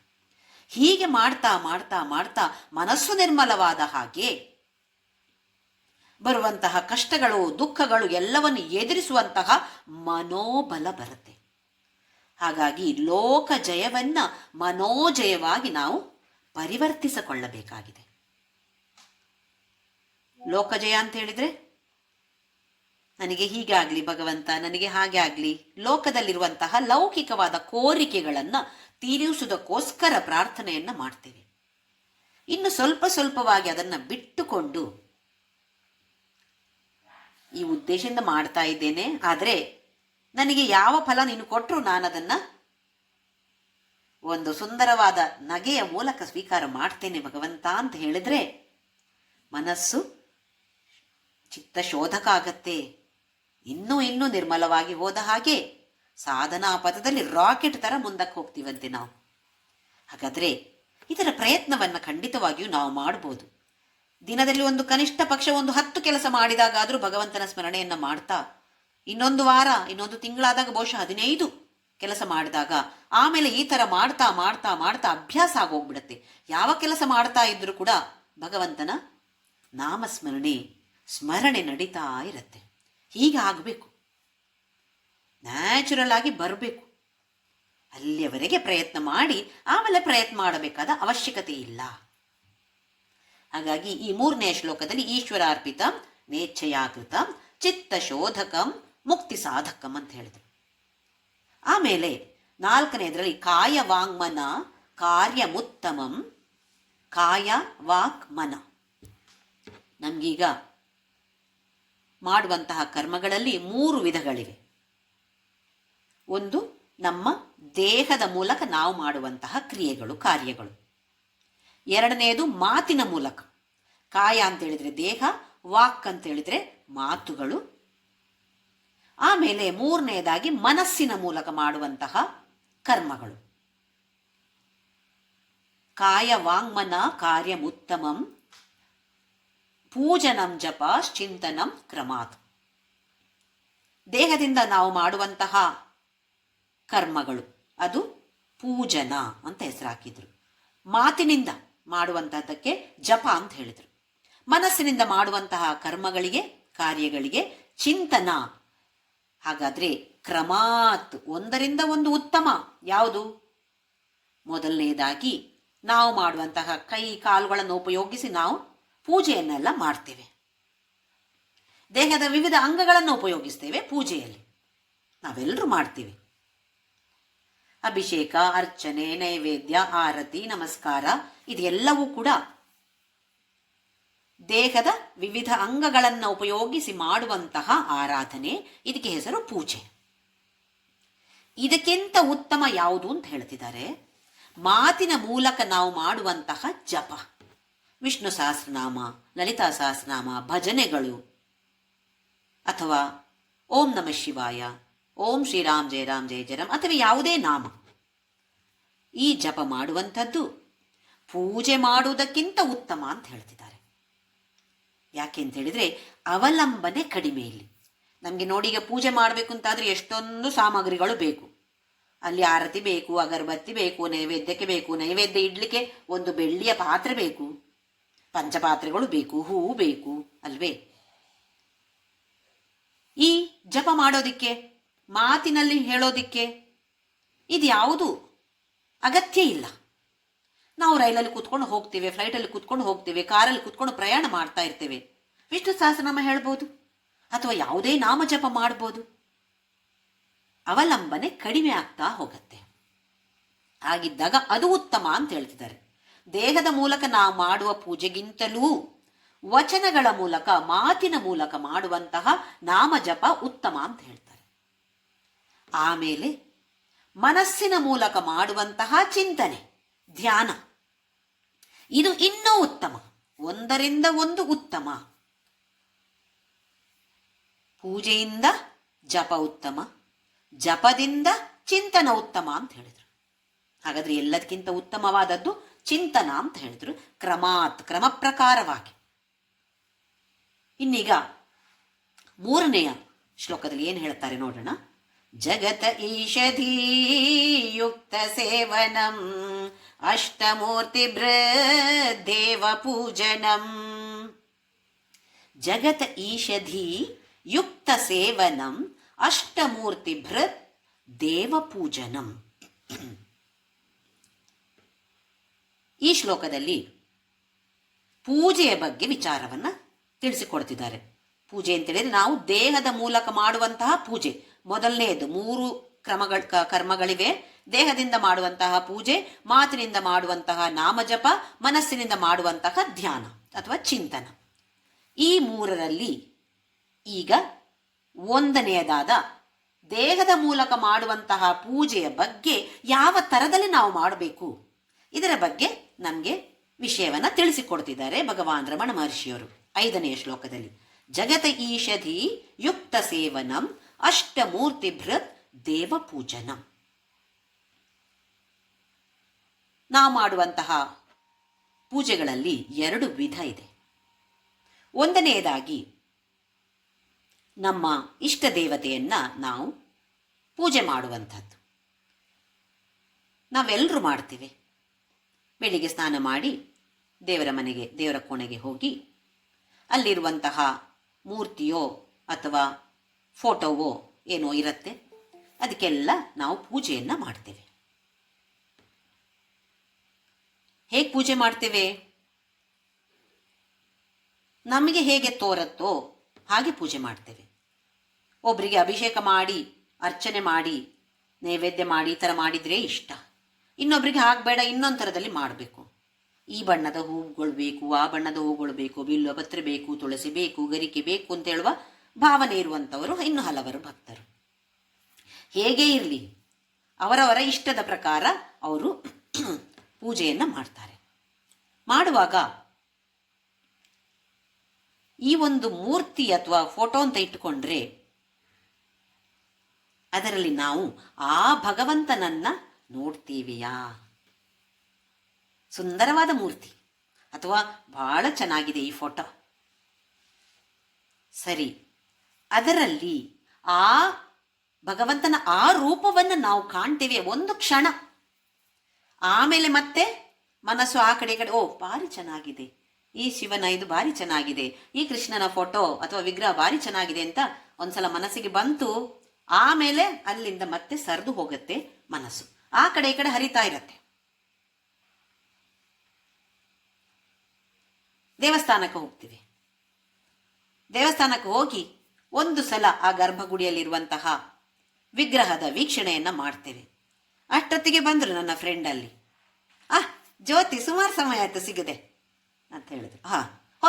ಹೌದು ಅಂತ ಮತ್ತೆ ಶುರುವಾಯಿತು ನಮ್ಮ ಲೋಕದ ರಾಮಾಯಣ. ಅಲ್ಲಿ ಭಗವಂತ ಅವನಷ್ಟಕ್ಕೆ ಕೂತಿದ್ದಾನೆ ಪಾಪ. ನಾವು ನಿಮ್ಮ ಮಕ್ಕಳೇನು ಮಾಡ್ತಾರೆ, ಮೊಮ್ಮಕ್ಕಳೇನು ಮಾಡ್ತಾರೆ, ಎಲ್ಲ ಜಾತಕ ಬೇಕು ನಮಗೆ. ಖಂಡಿತವಾಗಿ ತಿಳಿದುಕೊಳ್ಳಬಾರದು ಅಂತ ಹೇಳ್ತಾ ಇಲ್ಲ, ಆದರೆ ಯಾವ ಉದ್ದೇಶದಿಂದ ನಾವು ಹೋಗಿದ್ದೇವೆ ಆ ದೇವಸ್ಥಾನಕ್ಕೆ, 5 ನಿಮಿಷ ಆ ವಿಗ್ರಹವನ್ನ ನೋಡ್ತಾ ಅದರಲ್ಲಿ ಲೀನವಾಗಬಹುದು ತಾನೆ. ಮನಸ್ಸು ಅಷ್ಟೇ ಒಂದು ಸ್ವಲ್ಪ ಹೊತ್ತು ಏಕಾಗ್ರತೆಯಿಂದ ಪೂಜೆ ಮಾಡ್ಬೋದು ತಾನೆ. ದೇವಸ್ಥಾನಕ್ಕೆ ಹೋಗದೇ ಇದ್ರೂ ಮನೆಯಲ್ಲಿದ್ದಾಗಲೂ ಕೂಡ ಪೂಜೆ ಮಾಡಿದಾಗ 5 ನಿಮಿಷ ಅದರಲ್ಲೇ ಲೀನವಾಗಬಹುದು ತಾನೆ ನಮಗೆ. ಇದನ್ನು ನಾವು ಗಮನಿಸಬೇಕು. ಯಾವ ಥರದಲ್ಲಿ ನಾನು ಪೂಜೆಯನ್ನ ಮಾಡ್ತೇನೆ. ದೊಡ್ಡಕ್ಕೆ ಹೇಳ್ಕೊಳ್ತೇವೆ ನಾನು 2 ಗಂಟೆ ಪೂಜೆ ಮಾಡ್ತೇನೆ ಅಂತೆಲ್ಲ ಹೇಳ್ಕೊಳ್ತೇವೆ ನಾವು. 2 ಗಂಟೆಯೂ ಮನಸ್ಸು ಅಲ್ಲಿಟ್ಟ ಭಗವಂತನ ಪಾದದಲ್ಲಿ ಇಟ್ಟಿದ್ದೀನಾ ನನ್ನ ಮನಸ್ಸು. ನಮ್ಮ ವಿಶ್ಲೇಷಣೆಯನ್ನು ನಾವು ಮಾಡಬೇಕು. ಇನ್ನು ಬೇರೆ ಯಾರು ನಮಗೆ ಸರ್ಟಿಫಿಕೇಟ್ ಕೊಡುವ ಅಗತ್ಯ ಇಲ್ಲ. ಇದು 1ನೇ ಥರದ ಪೂಜೆ. ಷೋಡಶೋಪಚಾರ ಇನ್ನು ಹಲವಾರು ಜನರು ಮಾಡ್ತಾರೆ ನೋಡಿ, ಷೋಡಶೋಪಚಾರ ಅಂತ ಹೇಳಿ. ಎಷ್ಟು ಚೆನ್ನಾಗಿದೆ ಅದರ ಅರ್ಥ. ಈಗ ನಮ್ಮ ಮನೆಗೆ ಯಾರೊಬ್ರು ಅತಿಥಿ ಬರ್ತಾರೆ ಅಂತ ಅನ್ಕೊಳ್ಳಿ. ಫೋನ್ ಮಾಡಿದ್ರೆ 2 ದಿನದ ಹಿಂದೆ, ಜ್ಯೋತಿ ನಿಮ್ಮ ಮನೆಗೆ ಬರ್ತೇವೆ ನಾಡಿದ್ದು, ಊಟಕ್ಕೆ ಬರ್ತೇವೆ ಅಂತ ಹೇಳಿದ್ರೆ ಆಯ್ತು, ಭಾರಿ ಖುಷಿ. ಈ 2 ದಿನ ಮನೆ ಕ್ಲೀನ್ ಮಾಡಿದ್ದು ಎಲ್ಲವನ್ನು ಅಷ್ಟು ನೀಟಾಗಿ ಇಟ್ಟುಕೊಂಡು ಬರುವಂತ ಅತಿಥಿಗೆ ಯಾವ ಥರದ ತಿಂಡಿ ಊಟ ಇಷ್ಟ, ನಮಗೆ ಗೊತ್ತಿಲ್ಲದೇ ಇದ್ರೆ ಬೇರೆಯವ್ರ ಹತ್ರ ಕೇಳಿ ತಿಳ್ಕೊಳ್ತೇವೆ. ಅದು ಬರುವಂಥವ್ರು ಸಾಧು ಸನ್ಯಾಸಿಗಳು ಸ್ವಾಮೀಜಿ ಅಂತ ಆದರೆ ಬೇರೆಯವ್ರ ಹತ್ರ ಕೇಳಿ ತಿಳ್ಕೊಳ್ತೇವೆ, ಏನು ಅಡಿಗೆ ಮಾಡಿ ಕೊಡಬೇಕು ಅವರಿಗೆ ಅಲ್ವೇ. ಎಷ್ಟೊಂದು ಉತ್ಸಾಹ ಇರುತ್ತೆ ನಮ್ಮಲ್ಲಿ. ಆಯಿತು, ಮನೆಗೆ ಬಂದರು. ಬಂದ ತಕ್ಷಣ ಕೈಕಾಲು ತೊಳ್ಕೊಳ್ತೀರಾ ಅಂತ ಹೇಳ್ತೀವಿ. ಅದೇ ನಾವು ಮಾಡೋದು ಷೋಡಶೋಪಚಾರದಲ್ಲಿ ಕೂಡ. ಭಗವಂತನ ಪೂಜೆಯನ್ನು ಶುರು ಮಾಡೋ ಮೊದಲು ಘಂಟಾನಾದ ಮಾಡ್ತೇವೆ. ಯಾಕೆ? ಅದು ಪುರೋಹಿತರು ಹೇಳಿದ್ದಾರೆ ಮಾಡಿ ಅಂತೇಳಿ. ಯಾಕೆ ಈ ಪದ್ಧತಿ ಬಂತು? ಘಂಟಾನಾದವನ್ನು ಕೇಳಿದಾಗ ಮನಸ್ಸಿನಲ್ಲಿರುವಂತಹ ನಕಾರಾತ್ಮಕವಾದ ಭಾವನೆಗಳು, ರಾಕ್ಷಸರು, ನಕಾರಾತ್ಮಕವಾದ ಭಾವನೆಗಳು ಅಂತೇಳಿದರೆ ನೆಗೆಟಿವ್ ಥಾಟ್ಸ್, ರಾಕ್ಷಸ ಪ್ರವೃತ್ತಿ ಅದೆಲ್ಲ ಬಿಟ್ಟು ಹೋಗಬೇಕು. ಯಾಕೆ? ಭಗವಂತ ಬರ್ತಿದ್ದಾನೆ, ಎಲ್ಲ ಹೋಗಿ ಹೋಗಿ ಆ ಕಡೆ ಅಂತೇಳಿ ಅವ್ರನ್ನೆಲ್ಲ ತಳ್ಳಿ ಬಿಡಬೇಕು. ಯಾವ ನೆಗೆಟಿವ್ ಆಲೋಚನೆ ಬರಬಾರ್ದು. ಭಗವಂತ ಬರ್ತಿದ್ದಾನೆ. ಪಾದ್ಯಂ ಸಮರ್ಪಯಾಮಿ, ಕಾಲಿಗೆ ನೀರು ಕೊಡುವಂಥದ್ದು ಭಗವಂತನಿಗೆ. ಆಚಮನೀಯಂ ಸಮರ್ಪಯಾಮಿ, ಅರ್ಘ್ಯಂ ಸಮರ್ಪಯಾಮಿ. ಏನು ಹಾಗಂದ್ರೆ ಏನೋ ಬಡ ಬಡ ಬಡ ಅಂತ ಮಂತ್ರ ಹೇಳೋದಲ್ಲ. ಓಹೋ, ಭಗವಂತ ಬಂದು ನಿಂತಿದ್ದಾನೆ. ಕೈಗೆ ಒಂದು ಸ್ವಲ್ಪ, ಕೋವಿಡ್ ಆದಮೇಲೆ ನಮ್ಗೆಲ್ರಿಗೂ ಗೊತ್ತಿದೆ, ಸ್ಯಾನಿಟೈಸರ್ ಹಾಕಿ ಎಲ್ಲರೂ ಚೆನ್ನಾಗಿ ಉಜ್ಜಿಕೊಳ್ತಾರೆ. ಇನ್ನೊಂದ್ಸಲ ಕೋವಿಡ್ ಬಂದರೆ ಮಾತ್ರ ನಾವು ಮಾಡೋದು. ಆ ಸಮಯದಲ್ಲಿ ಮಾಡಿದೆವು, ಮತ್ತೆ ಬೇಡ ನಮಗೆ. ಮತ್ತೆ ಹೊರಗಡೆಯಿಂದ ಬಂದರೂ ಕೈಯೂ ತೊಳೆದಿಲ್ಲ, ಕಾಲು ತೊಳೆದಿಲ್ಲ, ಶುರು ಮಾಡ್ತೀವಿ. ಭಗವಂತ ಬಂದಿದ್ದಾನೆ ನನ್ನ ಮನೆಗೆ, ಕಾಲಿಗೆ ನೀರು ಕೊಡ್ತೇನೆ, ಕೈಗೆ ನೀರು ಕೊಡ್ತೇನೆ, ಸ್ವಲ್ಪ ಆಚಮನೀಯ ಕೊಡ್ತೇನೆ. ಪಾಪ ಬಿಸಿಲಲ್ಲಿ ಬಂದಿದ್ದಾನೆ, ಗಂಟ್ಲು ಆರೋಗ್ಯವಿದೆ, ಒಂದು ಸ್ವಲ್ಪ ಮೊದಲು ಕೊಟ್ಬಿಡ್ತೇನೆ. ನಾವು ಕೇಳಲ್ವಾ, ಮೊದಲೇನು ಕೊಡಲಿ, ಒಂದು ಸ್ವಲ್ಪ ನೀರು ಕೊಡ್ಲಾ ನಿಮಗೆ? ಅಲ್ಲ, ಟೀಯಲ್ಲಿ ಆಮೇಲೆ ಕೊಡ್ತೀನಿ ಬಿಡಿ, ನೀರು ತಗೊಳ್ಳಿ ಸ್ವಲ್ಪ, ಕೊಡಲ್ವಾ? ಎಷ್ಟು ಪ್ರೀತಿಯಿಂದ ನಾವು ಕೊಡ್ತೇವೆ. ಅದೇ ಉಪಚಾರ ಇಲ್ಲಿ ಭಗವಂತನಿಗೆ ಮಾಡೋದು ನಾವು. ಷೋಡಶೋಪಚಾರ ಅಂದ್ರೆ ಇನ್ನು ಬೇರೇನೂ ಅಲ್ಲ. ನಮ್ಮ ಬಂದ ಅತಿಥಿಗಳ ಜೊತೆ ಏನನ್ನ ನಾವು ಮಾತಾಡ್ತೇವೆ. ಆ ಅತಿಥಿಗೆ ಯಾವ ವಿಚಾರ ಗೊತ್ತಿದೆಯೋ ಅಥವಾ ಯಾವ ವಿಚಾರದಲ್ಲಿ ಆಸಕ್ತಿ ಇದೆಯೋ ಆ ವಿಚಾರವನ್ನೇ ತಾನೇ ನಾವು ಹೇಳೋದು. ಈಗ ಒಬ್ರು ಸಾಧು ಸ್ವಾಮೀಜಿ ಬಂದ್ರು ಅಂತ ಅನ್ಕೊಳ್ಳಿ ಮನೆಗೆ. ಆ ಸ್ವಾಮೀಜಿ ಬಂದು ಕೂತ ತಕ್ಷಣ, ಓ ಮೊನ್ನೆ ಮದ್ವೆಗೆ ಹೋಗಿದ್ದೆ ನಾನು, ಅಲ್ಲಿ ನಾನು ಈ ಸೀರೆ ಉಟ್ಟೋಗಿದ್ದೆ, ಮಾತಾಡ್ತೀವ? ಯಾಕೆ ಮಾತಾಡಲ್ಲ? ಸ್ವಾಮೀಜಿಗೆ ಅದನ್ನೆಲ್ಲ ಇಟ್ಕೊಂಡು ಸ್ವಾಮೀಜಿ ಏನು ಮಾಡ್ತಾರೆ ಅಲ್ವೇ? ಅವರಿಗೆ ಯಾವುದರಲ್ಲಿ ಆಸಕ್ತಿ ಇದೆಯೋ, ನನಗೆ ಅವ್ರ ಹತ್ರ ಏನು ಹೇಳಬೇಕು ಅಂತ ಇದೆಯೋ ಅದನ್ನು ಹೇಳ್ತೀವಿ ತಾನೇ. ಹಾಗೆಯೇ ಈ ಭಗವಂತನನ್ನು ಈ ಮೂರ್ತಿಯಲ್ಲಿ ನಾನು ನೋಡ್ತಾ ಇದ್ದೇನೆ. ಭಗವಂತ ಇದ್ದಾನೆ ಅಲ್ಲಿ. ದೇವಸ್ಥಾನದಲ್ಲಂತೂ ಪ್ರಾಣ ಪ್ರತಿಷ್ಠೆ ಆಗಿದೆ, ಆ ವಿಗ್ರಹಕ್ಕೆ ಪ್ರಾಣ ಇದೆ. ಹಾಗೆಯೇ ನನ್ನ ಮನೆಯಲ್ಲಿರುವ ಒಂದು ಫೋಟೋವೋ ಒಂದು ವಿಗ್ರಹವೋ ದಿನನಿತ್ಯ ನಾನು ಆರಾಧನೆ ಮಾಡಿದಾಗ ಅದಕ್ಕೊಂದು ಚೈತನ್ಯ ಇದೆ. ಪರಮಾತ್ಮನೇ ಇದ್ದಾನೆ ಅಲ್ಲಿ ಅಂತ ಹೇಳುವ ಭಾವನೆಯಿಂದ ಷೋಡಶ ಉಪಚಾರ ಮಾಡದೇ ಇದ್ರೂ ಒಂದು ಹೂವು ಹಾಕಿದಾಗ, ಭಗವಂತ ನಿನ್ನ ಪಾದ ಕಮಲಗಳಲ್ಲಿ ನಾನು ಈ ಹೂವನ್ನು ಹಾಕ್ತೇನೆ ಅಂತೇಳೋ ಭಾವನೆ ಬೇಕು. ಏನೋ ಯಾಂತ್ರಿಕವಾಗಿ ಅವ್ರು ಕೊಟ್ಟರು ಹಾಕಿ ಅಂತ ಹೇಳಿದ್ರು ಹೋಗಿ ಹಾಕಿ ಬರೋದಲ್ಲ. ಮನಸ್ಸಿನಲ್ಲಿ ಆ ಭಾವನೆ ಬೇಕು. ನನ್ನ ಪ್ರೇಮವನ್ನ ನಾನು ಈ ಹೂವಿನ ಮೂಲಕ ನಿನಗೆ ತೋರಿಸ್ತಾ ಇದ್ದೀನಿ. ಈ ಭಾವನೆಗಳನ್ನು ಖಂಡಿತವಾಗಿಯೂ ನಾವು ಬೆಳೆಸಿಕೊಳ್ಬೇಕು. ಇನ್ನು ನಮ್ಮ ಸನಾತನ ಧರ್ಮದಲ್ಲಿ 33 ಕೋಟಿ ದೇವತೆಗಳಂತೆ, ಒಂದಲ್ಲ ಎರಡಲ್ಲ. ಅದು ಕೆಲವು ಧರ್ಮದವರು, ಕೆಲವು ಧರ್ಮವೂ ಅಲ್ಲ ಮತದವರು ನಮ್ಮನ್ನ ಟೀಕೆ ಮಾಡ್ತಾರೆ. ಅದೇನು ಅಷ್ಟೊಂದು ದೇವರಂತೆ, ನಮ್ಮಲ್ಲಿ ಒಬ್ಬರೇ ದೇವರು, ನಮಗೆಲ್ಲ ಒಬ್ಬರೇ ಇರೋದು. ನಮಗೂ ನಿಜವಾಗ್ಲೂ ಒಬ್ಬರೇ, ಒಂದೇ ಚೈತನ್ಯ, ಒಂದೇ ಪರಮಾತ್ಮ, ಹಲವಾರು ರೂಪದಲ್ಲಿ ಬಂದಿರೋದು. ಈಗ ನೋಡಿ, ನಾವು ಕುಟುಂಬದವರೆಲ್ಲ ಸೇರಿಕೊಂಡು ಹೋಟೆಲಿಗೆ ಹೋಗೋ ಪ್ಲ್ಯಾನ್ ಮಾಡ್ತೇವೆ ಅಂತ ಅನ್ಕೊಳ್ಳಿ. ಈಗಂತೂ ಮಕ್ಕಳು ಕೇಳೋದು ಬೇಡ, ಅದರಲ್ಲಿ ನೋಡಿ ರಿವ್ಯೂ ಹೇಗಿದೆ ಎಲ್ಲ ನೋಡಿ ಡಿಸೈಡ್ ಮಾಡೋದು ಯಾವುದಕ್ಕೆ ಹೋಗೋದು ಅಂತ ಅಲ್ವಾ. ಈಗ ಒಂದು ಹೋಟೆಲಲ್ಲಿ ಇಡ್ಲಿ ಮಾತ್ರ ಕೊಡ್ತಾರೆ, ಅಲ್ಲಿಗೆ ಹೋಗ್ತೀವ ನಾವು? ನನಗೆ ಇಡ್ಲಿಯೇ ಬೇಕು, ಆದರೂ ಬೇರೆಯವರಿಗೆ ಬೇಡ ತಾನೇ ಇಡ್ಲಿ. ಹಾಗಾಗಿ ಬರೇ ಇಡ್ಲಿ ಕೊಡುವಂತಹ ಅದೇ ಹೋಟೆಲಿಗೆ ನಾವು ಹೋಗ್ತೇವಾ? ಇಲ್ಲ. ಹಾಗೆ ಇನ್ನೊಂದು ಹೋಟೆಲಲ್ಲಿ ಬರೇ ಚಪಾತಿ ಕೊಡ್ತಾರೆ ಅಂತ ಅನ್ಕೊಳ್ಳಿ, ಅಲ್ಲಿಗೆ ಹೋಗ್ತೀವ? ನನಗೆ ಬೇಡ ಚಪಾತಿ, ನಾನು ಬರೋದಿಲ್ಲ. ಹಾಗಾದ್ರೆ ಏನು ಮಾಡ್ತೇವೆ? ಎಲ್ಲವೂ ಸಿಗುವಂಥ ಹೋಟೆಲ್ ಯಾವುದಿದೆ ಆ ಹೋಟೆಲ್ಗೆ ತಾನೇ ನಾವು ಹೋಗ್ತೀವಿ. ಅದೇ ತತ್ವ ನಮ್ಮ ಸನಾತನ ಧರ್ಮದ್ದು. ಹಲವಾರು ದೇವತೆಗಳು. ಯಾಕೆ? ಒಬ್ಬೊಬ್ಬರ ಆಸಕ್ತಿ ಒಂದೊಂದು ಥರ, ಒಬ್ಬೊಬ್ಬರ ಮಟ್ಟ ಒಂದೊಂದು ಥರದಲ್ಲಿದೆ. ಯಾರಿಗೆ ಯಾವುದು ಬೇಕೋ ಎಲ್ಲ ಥರದ ದೇವರಿದ್ದಾರೆ ನಮ್ಮಲ್ಲಿ. ಸೌಮ್ಯ ಸ್ವಭಾವದ ದೇವರಿದ್ದಾರೆ, ರೌದ್ರ ಸ್ವಭಾವದ ದೇವರು ಇದ್ದಾರೆ. ಯಾರಿಗೆ ಯಾವುದು ಬೇಕೋ ತಗೊಳ್ಳಿ, ಯಾರನ್ನ ಪೂಜೆ ಮಾಡಬೇಕು ಅನ್ಸುತ್ತೋ ಮಾಡಿ. ಬೇರೆ ಮತದಲ್ಲಿ ನಮ್ಮ ಇಷ್ಟ ಪ್ರಕಾರ, ನಮ್ಮ ಆಸಕ್ತಿ ಪ್ರಕಾರ ಹೋಗುವಾಗಿಲ್ಲ, ಒಬ್ಬರೇ ಇರೋದು, ಅವರನ್ನೇ ಪೂಜೆ ಮಾಡಬೇಕು ನೋಡಿ ನಾವು. ಇದು ನಮ್ಮ ಸನಾತನ ಧರ್ಮದ ವೈಶಿಷ್ಟ್ಯ. ಬಟ್ಟೆ ತಗೊಳಕ್ಕೆ, ಚಪ್ಪಲಿ ತಗೊಳಕ್ಕೆ ಹೋದ್ರೆ ಯಾವುದೋ ಒಂದು ಹವಾಯಿ ಚಪ್ಪಲ್ ಸಿಗುವಂಥ ಅಂಗಡಿಗೆ ಮಾತ್ರ ಹೋಗ್ತೀವ, ಬೇರೆ ಬೇರೆ ಥರದ್ದು ನೋಡಿ ಆದರೆ ನಮ್ಗೆ ಯಾವುದು ಸರಿ ಆಗುತ್ತೆ ಅದನ್ನ ಸೆಲೆಕ್ಟ್ ಮಾಡೋಲ್ವೇ? ಹಾಗೆಯೇ ಇಲ್ಲಿ 33 ಕೋಟಿ ದೇವತೆಗಳಿದ್ದಾರೆ. ಮಕ್ಕಳು ಕೆಲವು ಸಲ ಪ್ರಶ್ನೆ ಕೇಳ್ತಾರೆ. ಈ ಒಂದು ಉದಾಹರಣೆ ಮೂಲಕ ಹೇಳಿದ್ರೆ ಮಕ್ಕಳಿಗೆ ಅರ್ಥ ಆಗತ್ತೆ. ಓಹೋ ಹೌದಲ್ವಾ, ಬರೀ ಇಡ್ಲಿ ಸಿಗೋ ಹೋಟ್ಲಿಗೆ ಅದು ಯಾರಿಗೆ ಬೇಕು? ಅದು ಬೇಡ. ಎಲ್ಲ ಸಿಗೋ ಹೋಟ್ಲಿಗೆ ಹೋದರೆ ಒಬ್ಬರಿಗೆ ಇದು ಬೇಕು, ಒಬ್ಬರಿಗೆ ಅದು ಬೇಕು, ಯಾವುದು ಬೇಕೋ ಆರ್ಡರ್ ಮಾಡಿ. ಹಾಗೆಯೇ ಹಲವಾರು ದೇವತೆಗಳು, ದೇವತೆಗಳು ಇದ್ದಾರೆ. ಇನ್ನು ಒಬ್ಬರು ತಾಮಸ ಗುಣ ಜಾಸ್ತಿ, ಒಬ್ಬರಿಗೆ ರಜೋಗುಣ ಜಾಸ್ತಿ, ಒಬ್ಬರಿಗೆ ಸತ್ವಗುಣ ಜಾಸ್ತಿ, ಒಬ್ಬರು ಎಲ್ಲವನ್ನು ಮೀರಿದವರು. ಎಲ್ಲರಿಗೂ ಬೇರೆ ಬೇರೆ ಬೇರೆ ಬೇರೆ ಟ್ರ್ಯಾಕ್ಗಳಿವೆ ನಮ್ಮಲ್ಲಿ. ಕರ್ಮಯೋಗ, ಉಪಾಸನಾ ಯೋಗ, ಭಕ್ತಿ ಯೋಗ, ಅಷ್ಟಾಂಗ ಯೋಗ, ಜ್ಞಾನ, ಯಾವುದು ಬೇಕು ತಗೊಳ್ಳಿ. ಈಗ ದಾರಿಯಲ್ಲಿ ಹೋಗ್ತಾ ಒಂದು ಸಣ್ಣ ದಾರಿ ಇದೆ ಅಂತ ಅಂದ್ಕೊಳ್ಳಿ, ಜಾಗ ಇಲ್ಲ. ನಮ್ಮ ಮುಂದೆ ಒಂದು ಎತ್ತಿನ ಗಾಡಿ ಹೋಗ್ತಾ ಇದೆ, ಅದನ್ನು ಓವರ್ಟೇಕ್ ಮಾಡೋಕ್ಕೆ ಜಾಗ ಇಲ್ಲ ನಮಗೆ. ಈಗ ನಾವೇನು ಮಾಡಬೇಕಾಗಾದ್ರೆ ಅದರ ಹಿಂದೆಯೇ ಹೋಗಬೇಕು. ಯಾವ ವೇಗದಲ್ಲಿ ನಾವು ಹೋಗಬೇಕು? ಎತ್ತಿನ ಗಾಡಿಯ ವೇಗದಲ್ಲಿ. ನನ್ನ ಕಾರ್ ಫಾಸ್ಟ್ ಹೋಗುತ್ತೆ, ಈಗ ಹೋಗೋಕ್ಕಾಗಲ್ಲ, ಯಾಕೆಂದರೆ ಮುಂದೆ ಎತ್ತಿನ ಗಾಡಿ ಇದೆ, ಹೋಗ್ಲಿಕ್ಕೆ ಸಾಧ್ಯ ಇಲ್ಲ. ಹಾಗೆ ಬೇರೆ ಬೇರೆ ಟ್ರ್ಯಾಕ್ ಇದ್ರೆ, ಈಗ ನೋಡಿ ಈಗ ಎಷ್ಟು ಚೆನ್ನಾಗಿದೆ ನಮ್ಮ ರೋಡ್ಗಳೆಲ್ಲ, ಎಷ್ಟು ಚೆನ್ನಾಗಿದೆ ನೋಡಿ ಅಲ್ವೇ? ಚತುಷ್ಪಥ 4 ರೋಡ್ಗಳಿವೆ. ಯಾವ ರೋಡ್ ಬೇಕಿದ್ರು ತಗೊಂಡೋಗ್ಬೋದು. ಎಷ್ಟು ಸ್ಪೀಡಾಗಿ ಹೋಗೋಕ್ಕಾಗತ್ತೆ, ಎಷ್ಟು ಖುಷಿ ಆಗತ್ತೆ. ಹಾಗೆಯೇ ಒಬ್ಬೊಬ್ರು ಸ್ವಲ್ಪ ನಿಧಾನಕ್ಕಿರ್ತಾರೆ, ಒಬ್ಬೊಬ್ರು ಸ್ವಲ್ಪ ವೇಗವಾಗಿ ಹೋಗ್ತಾರೆ. ಯಾರಿಗೆ ಯಾವುದು ಬೇಕೋ ಆ ಪಥವನ್ನು ತಗೊಳ್ಳಿ. ಇದು ವೈಶಿಷ್ಟ್ಯತೆ ಇರುವಂತಹದ್ದು. ಈ ಥರದ ಒಂದು ಮ್ಯಾಗ್ನಾನಿಮಸ್ ನಮ್ಮ ಸನಾತನ ಧರ್ಮ. ಇದೇ ಮಾಡಿ ಅದೇ ಮಾಡಿ ಯಾವ ಕಂಡೀಷನ್ ಇಲ್ಲ.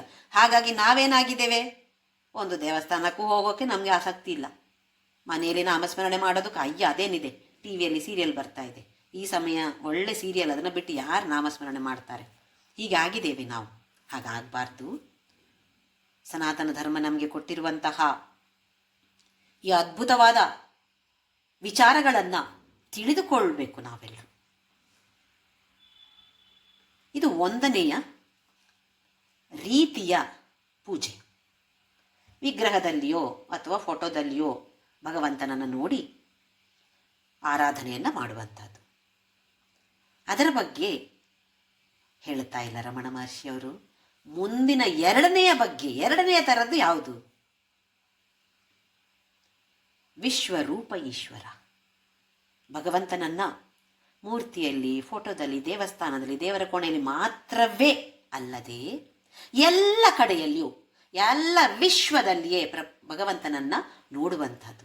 ಇದು ಅದ್ಭುತವಾದದ್ದು.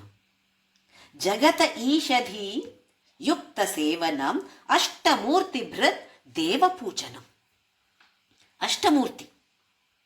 ಅಷ್ಟಮೂರ್ತಿ ಭೃತ್ ಅಂತ ಹೇಳಿದ್ರೆ ಸ್ಥಿತಿಕಾರಕ, ನೋಡಿಕೊಳ್ಳುವಂಥವನು. ಯಾರನ್ನು ನೋಡಿಕೊಳ್ಳುವಂಥವನು? ಅಷ್ಟಮೂರ್ತಿಯನ್ನ ನೋಡಿಕೊಳ್ಳುವಂಥವನಂತೆ. ಯಾರದು ಅಷ್ಟಮೂರ್ತಿ? ಯಾರು? ಪಂಚಭೂತಗಳು, ಪಂಚಮಹಾಭೂತಗಳು ನಮಗೆ ಗೊತ್ತಿದೆ.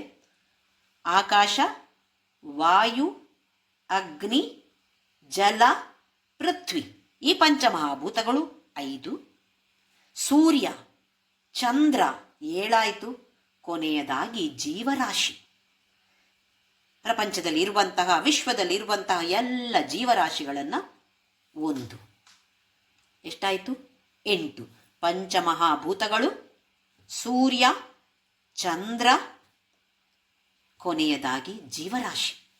ಇದು ಎಲ್ಲವನ್ನು ನೋಡಿಕೊಳ್ಳುವಂಥದ್ದು ಸ್ಥಿತಿಕಾರ ಭೃತ್. ಅದು ಯಾರು? ಅದು ಈಶ್ವರ. ಆ ಈಶ್ವರನನ್ನ ಈ ಜಗತ್ತಿನಲ್ಲಿ ಎಲ್ಲರಲ್ಲಿಯೂ ಕಾಣುವಂತೆ ಆಗಬೇಕು. ಇದು ಉತ್ತಮವಾದ ಪೂಜೆ. ದೇಹದ ಮೂಲಕ ನಾವು ಮಾಡುವಂತಹ ಉತ್ತಮವಾದ ಪೂಜೆ ಅಂತ ಹೇಳಿದ್ರೆ ವಿಶ್ವರೂಪ ಈಶ್ವರ ನೋಡೋದು, ವಿಶ್ವದಲ್ಲಿಯೇ ಈಶ್ವರನನ್ನ ಕಾಣುವಂಥದ್ದು. ನಮಗೆ ನಮ್ಮ ಮನೆಯಲ್ಲಿರುವ ಒಂದು ಫೋಟೋದಲ್ಲಿಯೇ ಈಶ್ವರ ಕಾಣೋದಿಲ್ಲ, ಇನ್ನು ವಿಶ್ವದಲ್ಲಿ ಕಾಣೋದೆಲ್ಲಿ? ಪ್ರಯತ್ನವನ್ನು ಮಾಡಿದರೆ ಯಾಕೆ ಕಾಣೋದಿಲ್ಲ?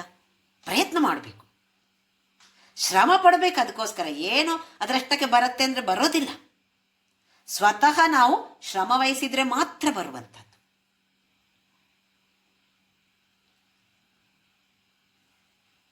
ಎಲ್ಲಿ ನೋಡಿದ್ರೂ ಭಗವಂತನೇ ಇದ್ದಾನೆ. ಭಗವಂತ ಬಿಟ್ಟು ಇನ್ನು ಏನೂ ಇಲ್ಲ, ಎಲ್ಲೂ ಇಲ್ಲ. ಹಾಗೆಂತೇಳಿ ನನ್ನ ದೇವರೇ ಶ್ರೇಷ್ಠ, ನಿಮ್ಮ ದೇವರೇನು, ನನ್ನ ಇಷ್ಟ ದೇವತೆ ಶ್ರೇಷ್ಠ, ಆ ಜಗಳನೂ ಆಡಬಾರ್ದು. ಯಾಕೆಂತೇಳಿದ್ರೆ ಎಲ್ಲ ಕಡೆ ಈಶ್ವರನೇ ಇರೋದಂತಾದ್ರೆ ಇನ್ನು ನನ್ನ ದೇವರು ನಿಮ್ಮ ದೇವರು ಅಂತ ಎಲ್ಲಿ ಬಂತು? ಅದು ಬರೋಕ್ಕೆ ಸಾಧ್ಯತೆಯೇ ಇಲ್ಲ. ಆದರೂ ಜಗಳಾಡ್ತೇವೆ ತಾನೆ. ನೋಡಿ, ಮತಗಳ ವಿರುದ್ಧ ಎಷ್ಟೊಂದು ಜಗಳಿವೆ. ಹಾಗಾದ್ರೆ ಮತ್ತೆ ಒಂದು ಸಂಶಯ ಬರುತ್ತೆ ನಮಗೆ. ಜಗತ್ತಿನಲ್ಲಿಯೇ ದೇವರನ್ನ ನೋಡಬೇಕು ಅಂತಾದ್ರೆ ಈ ತರದ ಪೂಜೆ ಅಗತ್ಯ ಏನಿದೆ? ಶಂಕರಾಚಾರ್ಯ ಪೀಠದ ಸ್ವಾಮೀಜಿಯವರು ಪೂಜೆ ಮಾಡ್ತಾರೆ, ಮೂರ್ತಿಯನ್ನ ಇಟ್ಟುಕೊಂಡಿದ್ದಾರೆ, ಅದಕ್ಕೆ ಪೂಜೆ ಮಾಡ್ತಾರೆ. ನಾವು ನೋಡ್ತೇವೆ ಟಿವಿಯಲ್ಲೆಲ್ಲ. ಅದು ಯಾವ ಪೀಠವೇ ಇರ್ಬೋದು, ಶೃಂಗೇರಿ ಪೀಠವೇ ಇರ್ಬೋದು, ಯಾವ ಪೀಠವಾಗಿದ್ರೂ ಕೂಡ ವಿಗ್ರಹವನ್ನ ಇಟ್ಟು ಸ್ವಾಮೀಜಿ ಅವರು ಜಗದ್ಗುರು ಅಂತ ಅವರಿಗೆ ಹೇಳ್ತೀವಿ. ಜಗದ್ಗುರು ಶಂಕರಾಚಾರ್ಯ ಪೀಠ ಇಂತಹ ಸ್ವಾಮೀಜಿಗಳು ಅಂತೆಲ್ಲ ಹೇಳ್ತೀವಿ. ಹಾಗಾದ್ರೆ ಅವ್ರು ಯಾಕೆ ಮಾಡ್ತಾರೆ? ಜಗತ್ತಿನಲ್ಲಿ ಕಾಣಬೇಕು ತಾನೇ ಈಶ್ವರನನ್ನು. ಸಂಶಯ ಬಂದ್ರೆ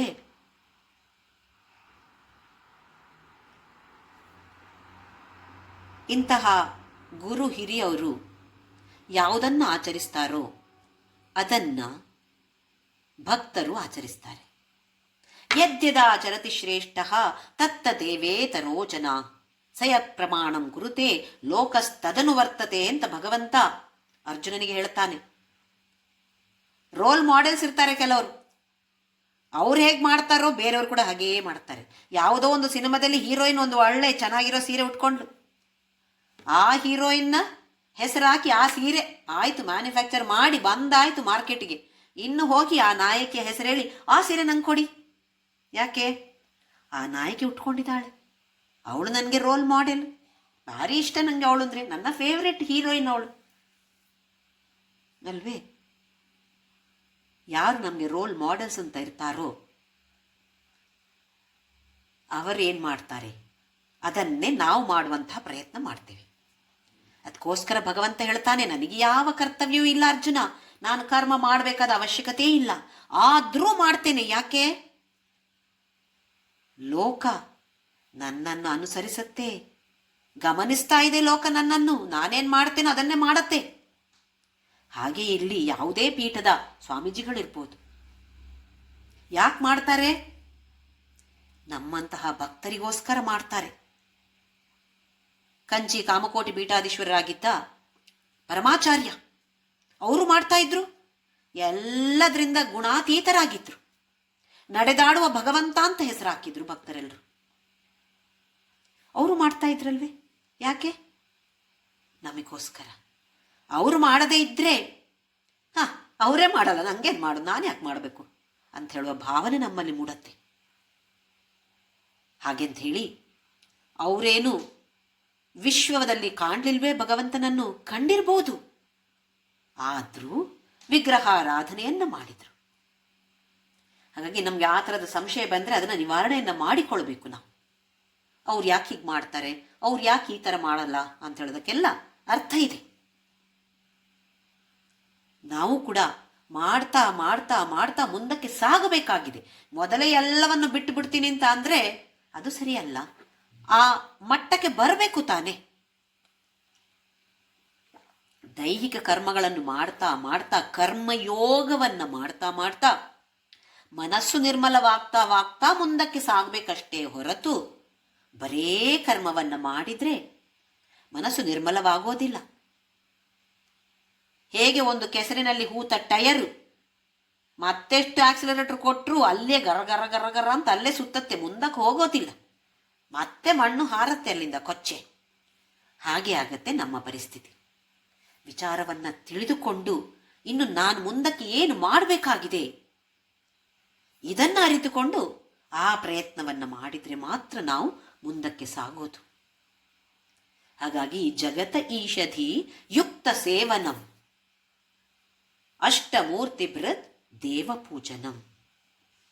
ಭಗವಂತನನ್ನ ಎಲ್ಲರಲ್ಲಿಯೂ ಕಾಣುವಂತಹ ಪ್ರಯತ್ನವನ್ನ ಮಾಡೋಣ.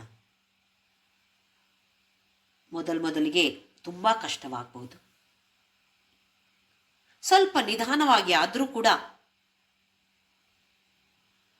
ಯಾರನ್ನ ನಮಗೆ ಕಂಡ್ರೆ ಇಷ್ಟ ಆಗಲ್ಲ, ಯಾರನ್ನ ನಾವು ದ್ವೇಷಿಸ್ತಾ ಇದ್ದೇವೆಯೋ ಅಂತಹ ವ್ಯಕ್ತಿಗಳನ್ನು ಮತ್ತೆ ಮನಸ್ಸಿನಲ್ಲಿ ತಂದುಕೊಂಡು, ಓಹೋ ಈ ವ್ಯಕ್ತಿಯು ಭಗವಂತನೇ, ಹಾಗಾದರೆ ನನಗೆ ಇಷ್ಟ ಆಗಲೇಬೇಕು, ನಾನು ಹೇಗೆ ದ್ವೇಷಿಸಲಿ ಭಗವಂತನನ್ನು, ಭಗವಂತನೇ ತಾನೇ ಇರೋದು ಎಲ್ಲ ಕಡೆ ಅಂತೇಳುವ ಭಾವನೆಯನ್ನು ಪ್ರಯತ್ನಪೂರ್ವಕವಾಗಿ ನಾವು ತಂದುಕೊಳ್ಬೇಕು. ಇದರಿಂದ ಆಗುವಂಥದ್ದೇನು? ಮನೋಜಯ. ಇದು ತುಂಬ ತುಂಬ ಅಗತ್ಯ ನಮಗೆ. ನಮ್ಮ ಪ್ರಯತ್ನವನ್ನು ಮಾಡೋಣ. ಪ್ರತಿ ಸಲ ಪಾಸ್ ಆಗದೇ ಇರ್ಬೋದು, ಫೇಲ್ ಆಗ್ಬೋದು. ಬಿದ್ದು ತಾನೇ ನಡೆಯೋಕ್ಕೆ ಕಲ್ತಿದ್ದು. ಪರವಾಗಿಲ್ಲ, ಬಿದ್ದ ತಕ್ಷಣ ಅಯ್ಯೋ ಬಿದ್ದು ಬಿಟ್ಟೆ ನಾನಿನ್ನು ನಡೆಯೋಕ್ಕೆ ಪ್ರಯತ್ನವೇ ಮಾಡೋದಿಲ್ಲ ಅಂತ ಮಾಡ್ತೀವ? ಇಲ್ಲ, ಮತ್ತೆ ಎದ್ದು ಪ್ರಯತ್ನವನ್ನು ಮಾಡಿದ್ದೇವೆ, ಹಾಗಾಗಿ ತಾನೇ ಇವಾಗ ಚೆನ್ನಾಗಿ ನಡೀತಾ ಇರೋದು. ಅದೇ ಥರದಲ್ಲಿ ಭಗವಂತನ ನೆನಪು ಬಂದಿಲ್ಲ, ಓ ಇದು ಭಗವಂತ ಅಂತ ಕಂಡಿಲ್ಲ, ಸರಿ ಮುಂದಿನ ಅದೇ ಥರದ ಪರಿಸ್ಥಿತಿ ಮುಂದೆ ಬಂದಾಗ, ಇನ್ನೊಂದು ಸಲ ಬಂದಾಗ, ಇದು ಭಗವಂತನೇ, ಹೋದ ಸಲ ತಪ್ಪು ಮಾಡಿದ್ದೇನೆ ನಾನು, ಇದು ಭಗವಂತನೇ ಅಂತ ಹೇಳುವ ಭಾವನೆ ಇದ್ರೆ ಶಾಂತಿಯುತವಾದ, ಸಾಮರಸ್ಯವಾದ, ಆತ್ಮೋದ್ಧಾರಕವಾದ ಜೀವನ ಆಗತ್ತೆ ನಮ್ಮದು. ನಿಸ್ವಾರ್ಥತೆ ಬಂದೇ ಬಿಡತ್ತೆ. ಹಾಗಾಗಿ ರಮಣ ಮಹರ್ಷಿಯವರಿಗೆ ಯಾವ ಬೋಧನೆಯನ್ನು ಕೊಟ್ಟಿದ್ದಾರೋ ಅದರ ಬಗ್ಗೆ ಮತ್ತೆ ಮತ್ತೆ ವಿಚಾರವನ್ನು ಮಾಡ್ತಾ ಮುಂದಕ್ಕೆ ಸಾಗೋಣ. ಈ ಶ್ಲೋಕದಲ್ಲಿ, ಅಂದರೆ 5ನೇ ಶ್ಲೋಕದಲ್ಲಿ, ದೇಹದ ಮೂಲಕ ಯಾವ ಥರದ ಪೂಜೆಯನ್ನು ನಾವು ಮಾಡಬೇಕು, ಯಾವ ಥರದ ಕರ್ಮವನ್ನು ನಾವು ಮಾಡಬಹುದು, ಜಗತ್ತಿನ ಆರಾಧನೆಯನ್ನು ಮಾಡಿ ಅಂತ ನನಗೆ ಬೋಧಿಸ್ತಾ ಇದ್ದಾರೆ. ಮುಂದಿನದ್ದು ನೋಡೋಣ, 6ನೇದು. ಉತ್ತಮಸ್ತವಾದುಚ್ಚಮಂದತ ಚಿತ್ತಜಂ ಜಪ ಧ್ಯಾನಮುತ್ತಮಂ.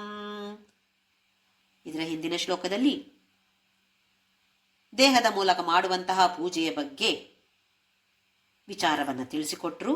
ಈಗ 6ನೇ ಶ್ಲೋಕದಲ್ಲಿ ಮಾತಿನ ಮೂಲಕ ಮಾಡುವಂತಹ ಜಪದ ಬಗ್ಗೆ ವಿಚಾರ, ಹಾಗೆಯೇ ಮುಂದೆ ಬರುವಂತಹ 7, 8, 9 3 ಶ್ಲೋಕಗಳಲ್ಲಿ ಮನಸ್ಸಿನ ಮೂಲಕ ಮಾಡುವಂತಹ ಚಿಂತನೆಯ ಬಗ್ಗೆ ಬೋಧಿಸ್ತಾ ಇದ್ದಾರೆ ಭಗವಾನ್ ರಮಣ ಮಹರ್ಷಿಯವರು.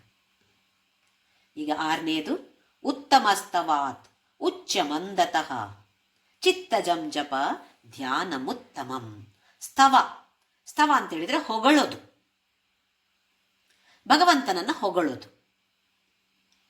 ನಾವು ಮಾಡುವಂತಹ ಅಥವಾ ಪಠಿಸುವಂತಹ ಹಲವಾರು ಶ್ಲೋಕಗಳು ಭಗವಂತನನ್ನು ಹೊಗಳೋದು ತಾನೇ. ನಾವು ಓ ನೀನು ಹಾಗೆ, ನೀನು ಹೀಗೆ ಅಂದರೆ ನೀನು ಆ ಥರದ ಡ್ರೆಸ್ ಹಾಕ್ಕೊಂಡಿದ್ಯಾ, ಕಿರೀಟವನ್ನು ವರ್ಣಿಸ್ತೇವೆ, ಕಿವಿಯನ್ನು ವರ್ಣಿಸ್ತೇವೆ, ಅಮ್ಮನವರ ತಾಟಂಕ ಯುಗಲೀಭೂತ ತಪನೋಡುಪ ಮಂಡಲ ಹೇಗಿದೆ ಅಪ್ಪ, ಒಂದು ಕಿವಿಯೋಲೆ ಬೆಂಡೋಲೆ ಸೂರ್ಯ ಆದರೆ ಇನ್ನೊಂದು ಚಂದ್ರ, ಈ ಥರ ಹೊಗಳುವಂಥದ್ದು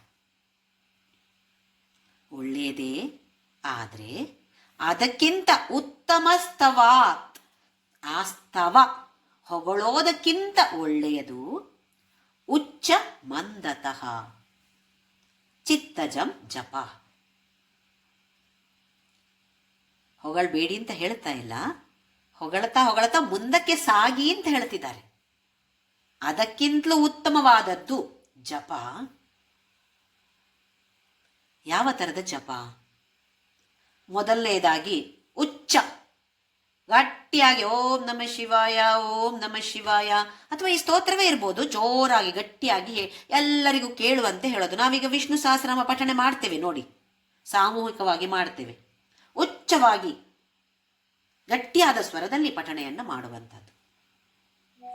ಸುಮ್ಮನೆ ಸ್ತವ ಹೊಗಳೋದಕ್ಕಿಂತ ಉತ್ತಮವಾದದ್ದು ಗಟ್ಟಿಯಾಗಿ ಹೇಳುವಂಥದ್ದು. ಈಗ ನಾವು ನಮ್ಮ ವಚನಗಳ ಮಾತುಗಳ ಮೂಲಕ ಮಾಡುವಂತಹ ಜಪದ ಬಗ್ಗೆ ವಿಚಾರವನ್ನು ಹೇಳ್ತಿರೋದು. ಅದಕ್ಕಿಂತ ಉತ್ತಮವಾದದ್ದು ಮಂದ. ಮಂದ ಅಂತ ಹೇಳಿದ್ರೆ ಸ್ವರ ಗಟ್ಟಿಯಾಗಿ ಹೊರಡಿಸೋದಲ್ಲ. ಮನಸ್ಸಿನಂದ್ರೆ ನಾವು ಬಾಯಲ್ಲಿ ನಮ್ಮ ನಾಲಿಗೆ ಆ ಕಡೆ ಈ ಕಡೆ ನನಗೆ ಮಾತ್ರ ಕೇಳಿಸ್ತಾ ಇದೆ, ಬೇರೆಯವರಿಗೆ ಯಾರಿಗೂ ಕೇಳಿಸ್ತಾ ಇಲ್ಲ.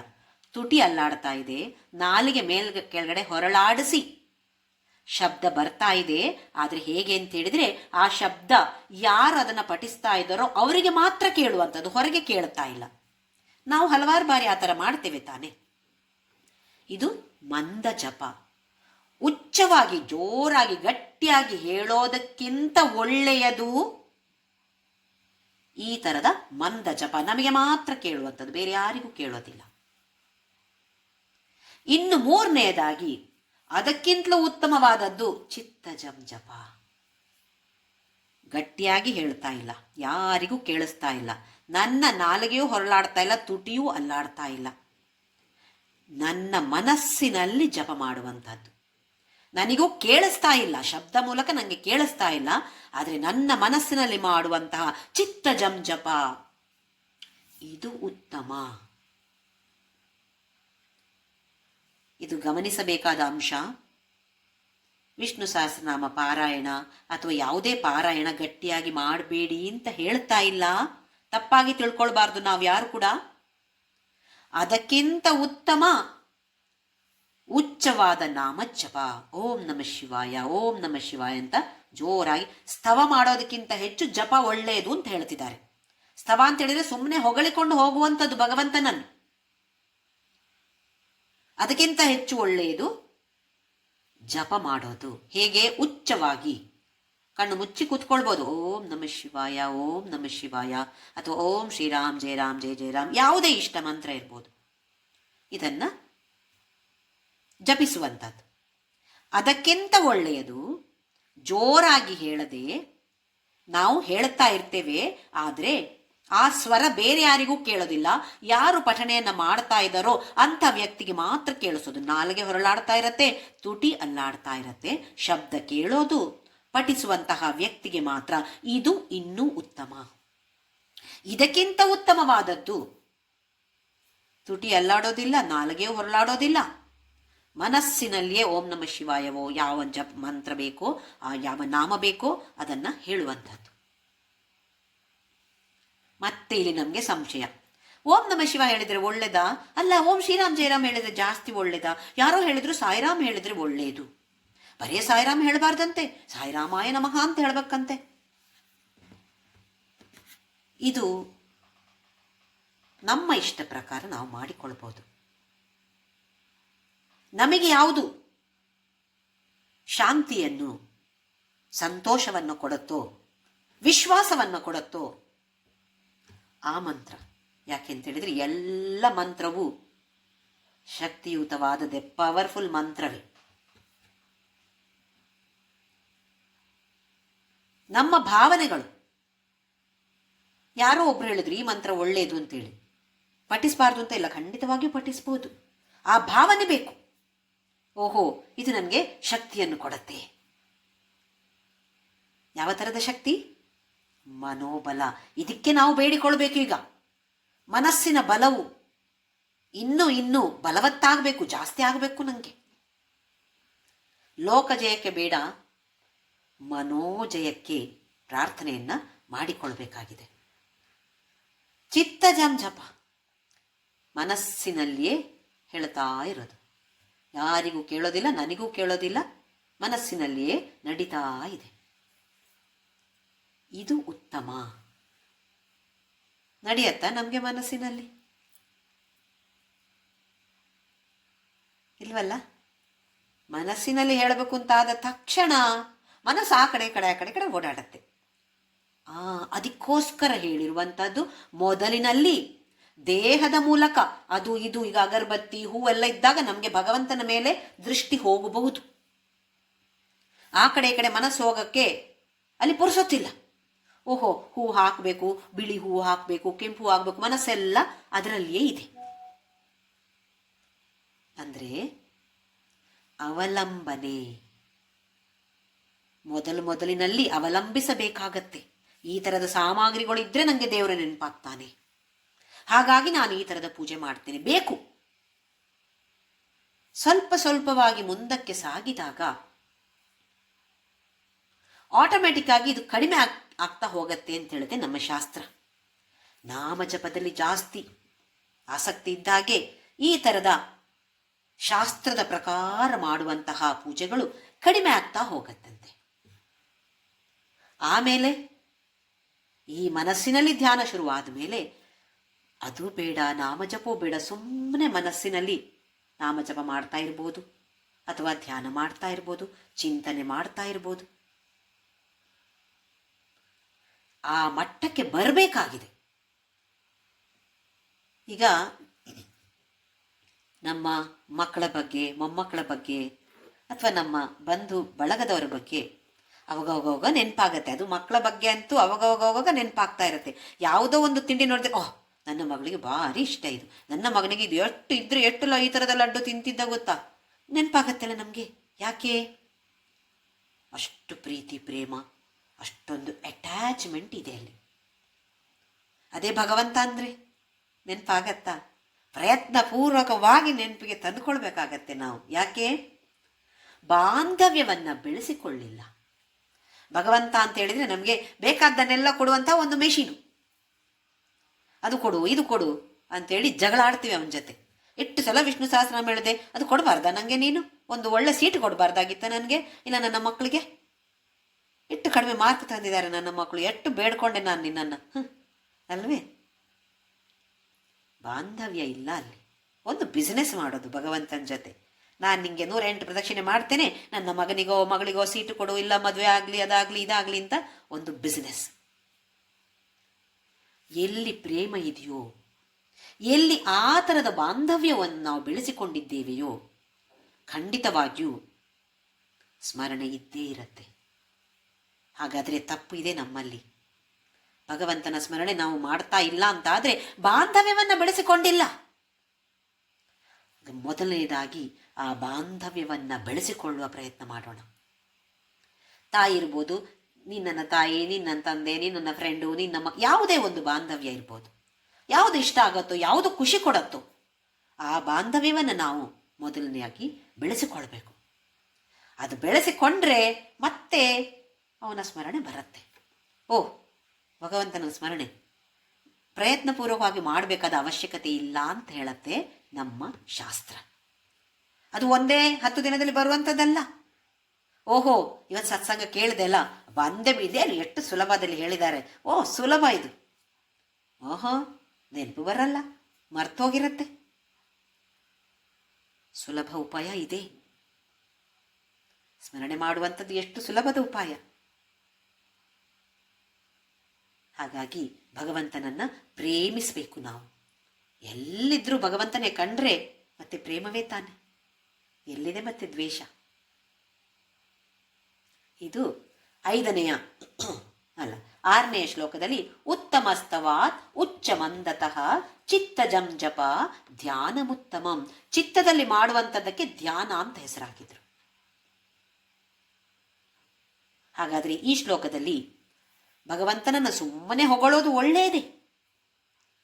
ಅದಕ್ಕಿಂತ ಉತ್ತಮವಾದದ್ದು ಗಟ್ಟಿಯಾದ ಸ್ವರದಲ್ಲಿ ನಾಮಜಪ ಮಾಡುವಂಥದ್ದು. ಅದಕ್ಕಿಂತಲೂ ಉತ್ತಮವಾದದ್ದು ಮಂದ ಸ್ವರದಲ್ಲಿ ಯಾರು ಪಠಿಸ್ತಾ ಇದ್ದಾರೋ ಆ ವ್ಯಕ್ತಿಗೆ ಕೇಳುವ ಹಾಗೆ ಮಾತ್ರ ಮಾಡುವಂತಹ ನಾಮಜಪ ಒಳ್ಳೆಯದು. ಅದಕ್ಕಿಂತಲೂ ಉತ್ತಮವಾದದ್ದು ಮನಸ್ಸಿನಲ್ಲಿಯೇ ಧ್ಯಾನ ಮಾಡುವಂಥದ್ದು. ಹಾಗಾದರೆ ಜಪದಲ್ಲಿ ಕೊನೆಯದಾಗಿ ಯಾವುದಕ್ಕೆ ಬಂದಿದ್ದಾರೆ? ಮನಸ್ಸಿನಲ್ಲಿ ಮಾಡುವಂತಹ ಜಪ, ಮಾನಸಿಕ ಪೂಜೆಯೂ ಇರ್ಬೋದು. ಶಿವಮಾನಸ ಪೂಜಾ. ಆತ್ಮಾತ್ವಂ ಗಿರಿಜಾಮತಿ ಸಹಚರ ಪ್ರಾಣಾ ಶರೀರಂ ಗೃಹಂ. ನೀನೇ ಆತ್ಮ, ನನ್ನ ಬುದ್ಧಿ ಗಿರಿಜಾಮತಿ, ಗಿರಿಜೇ ನನ್ನ ಬುದ್ಧಿ. ಸಹಚರ ಪ್ರಾಣಾಹ, ನನ್ನಲ್ಲಿರುವಂತಹ ಪಂಚ ಪ್ರಾಣಗಳಿವೆ. ಇನ್ನೂ ಜಾಸ್ತಿ ಪ್ರಾಣಗಳಿವೆ, ಮುಖ್ಯವಾಗಿರುವಂಥದ್ದು ಪಂಚಪ್ರಾಣಗಳು. ಅದೆಲ್ಲ ಯಾರು? ನಿನ್ನ ಸಹಚರರೇ, ನಿನ್ನ ಭೂತಗಣಗಳೇ ಶಿವ. ನಾನು ನಡೀತಾ ಇದ್ದೇನೆ, ಇದೆಲ್ಲವೂ ನಿನ್ನ ಮಾಡುವಂತಹ ಪ್ರದಕ್ಷಿಣೆ. ಅಂದ್ರೆ ಏನು? ವಿಶ್ವರೂಪ ಈಶ್ವರ. ಎಲ್ಲಿ ನಡೆದ್ರೂ ಅಲ್ಲಿ ಈಶ್ವರನಿದ್ದಾನೆ. ಎಷ್ಟು ಅದ್ಭುತವಾಗಿ ಇದೇ ನಮ್ಮ ಸನಾತನ ಧರ್ಮದ ತತ್ವಗಳು. ಎಲ್ಲ ಕಡೆ ಇರುವಂಥವನು ಭಗವಂತ. ಆ ಭಾವನೆ ಬರುವ ತನಕ ಮಾಡಲೇಬೇಕು ಪೂಜೆಗಳೆಲ್ಲ. ದೇಹದ ಮೂಲಕ, ಮಾತುಗಳ ಮೂಲಕ ಮಾಡಲೇಬೇಕು. ಆ ಮಟ್ಟಕ್ಕೆ ಬಂದೆವೋ, ಇದು ಮಾಡಿದ್ರು ಒಂದೇ, ಮಾಡದೇ ಇದ್ರು ಒಂದೇ. ಹಾಗೆ ಭಗವಾನ್ ರಮಣ ಮಹರ್ಷಿಯವನ್ನ ಗಮನಿಸಿದ್ರೆ ಅವರಾಗಿ ಯಾವ ಪೂಜೆಯೂ ಮಾಡಲಿಲ್ಲ.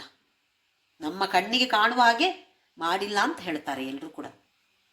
ಯಾಕೆ ಮಾಡಿಲ್ಲ ಹಾಗಾದ್ರೆ? ಅವರು ಆ ಸ್ಥಿತಿಯನ್ನ ಮೀರಿದ್ರು. ಹಾಗಾಗಿ ಮಾಡಬೇಕಾದ ಅವಶ್ಯಕತೆ ಇರಲಿಲ್ಲ. ಇನ್ನು ಕೆಲವರು ಮಾಡ್ತಾರೆ.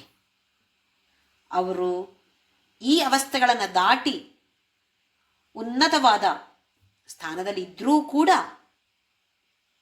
ನಮ್ಮಂಥವರಿಗೋಸ್ಕರ ಮಾಡ್ತಾ ಇದ್ದಾರೆ. ಹಾಗಾಗಿ 5ನೆಯ ಶ್ಲೋಕದಲ್ಲಿ ದೇಹದ ಮೂಲಕ ಯಾವ ಥರದ ಪೂಜೆಯನ್ನು ಮಾಡಬೇಕು ಅಂತ ಹೇಳಿದರು. ವಿಶ್ವರೂಪ ಈಶ್ವರನನ್ನು ಕಾಣುವಂಥದ್ದು. ಮೊದಲನೇದಾಗಿ ವಿಗ್ರಹದಲ್ಲಿ, ಫೋಟೋದಲ್ಲಿ ಕಾಣಬೇಕಾಗಿದೆ ನಾವು. ಅದು ಸುಮ್ಮನೆ ಒಂದು ನಾಮಕೆ ವಾಸ್ತೆ ಪೂಜೆ ಮಾಡೋದು ಬೇಡ, ಯಾಂತ್ರಿಕವಾದ ಪೂಜೆ ಬೇಡ. ಮಾಡುವಂತಹ ಪೂಜೆಯಲ್ಲಿ ಮನಸ್ಸು ಲೀನವಾಗಬೇಕು, ಮನಸ್ಸಿನಲ್ಲಿ ಭಗವಂತನ ಸ್ಮರಣೆ ಇರಬೇಕು.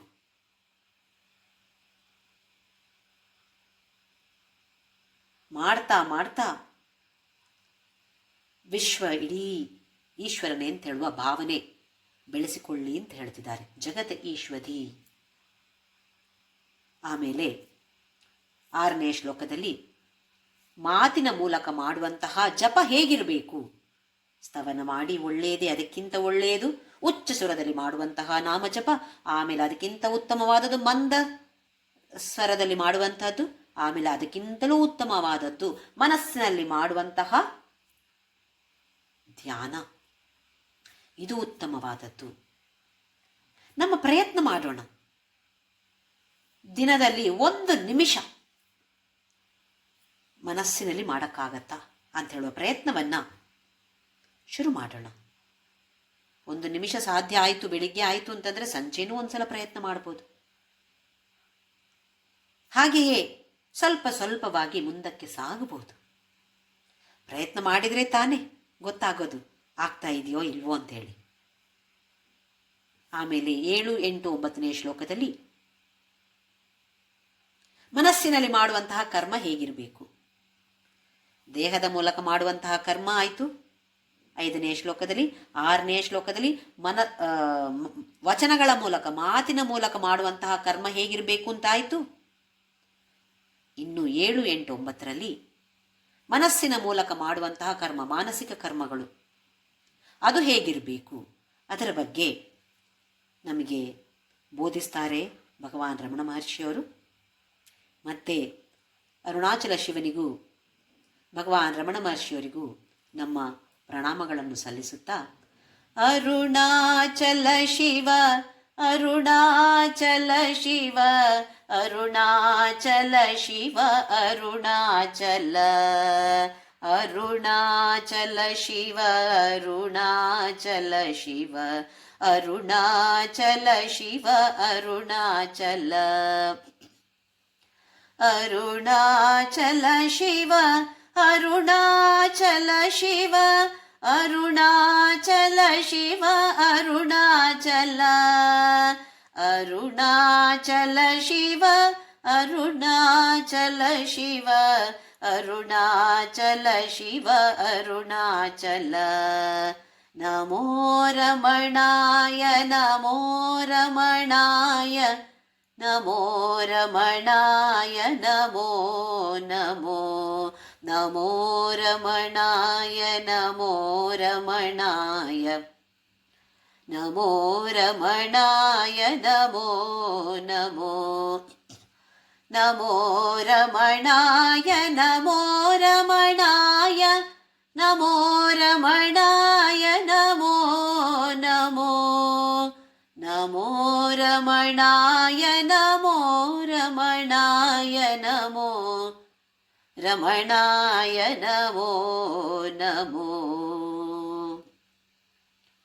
ಓಂ ಶ್ರೀರಾಮ್ ಜಯ ರಾಮ್ ಜಯ ಜಯ ರಾಮ್ ಓಂ ಶ್ರೀರಾಮ್ ಜಯ ರಾಮ್ ಜಯ ಜಯ ರಾಮ್ ಓಂ ಶ್ರೀರಾಮ್ ಜಯ ರಾಮ್ ಜಯ ಜಯ ರಾಮ್ ಓಂ ಶ್ರೀರಾಮ್ ಜಯ ರಾಮ್ ಜಯ ಜಯ ರಾಮ್ ಓಂ ಶ್ರೀರಾಮ್ ಜಯ ರಾಮ್ ಜಯ ಜಯ ರಾಮ್ ಓಂ ಶ್ರೀರಾಮ್ ಜಯ ರಾಮ್ ಜಯ ಜಯ ರಾಮ್ ಓಂ ಶ್ರೀರಾಮ್ ಜಯ ರಾಮ್ ಜಯ ಜಯ ರಾಮ್ ಓಂ ಶ್ರೀರಾಮ್ ಜಯ ರಾಮ್ ಜಯ ಜಯ ರಾಮ್ ಓಂ ಶ್ರೀರಾಮ್ ಜಯ ರಾಮ್ ಜಯ ಜಯ ರಾಮ್ ಓಂ ಶ್ರೀರಾಮ್ ಜಯ ರಾಮ್ ಜಯ ಜಯ ರಾಮ್ ಓಂ ಶ್ರೀರಾಮ್ ಜಯ ರಾಮ್ ಜಯ ಜಯ ರಾಮ್ ಓಂ ಶ್ರೀರಾಮ್ ಜಯ ರಾಮ್ ಜಯ ಜಯ ರಾಮ್ ಓಂ ಅಸತೋ ಮಾ ಸದ್ಗಮಯ ತಮಸೋ ಮಾ ಜ್ಯೋತಿರ್ಗಮಯ ಮೃತ್ಯೋರ್ಮಾ ಅಮೃತಂ ಗಮಯ ಓಂ ಶಾಂತಿ ಶಾಂತಿ ಶಾಂತಿ ಲೋಕಾ ಸಮಸ್ತ ಸುಖಿನೋ ಭವಂತು ಲೋಕಾ ಸಮಸ್ತ ಸುಖಿನೋ ಭವಂತು ಲೋಕಾ ಸಮಸ್ತ ಸುಖಿನೋ ಭವಂತು.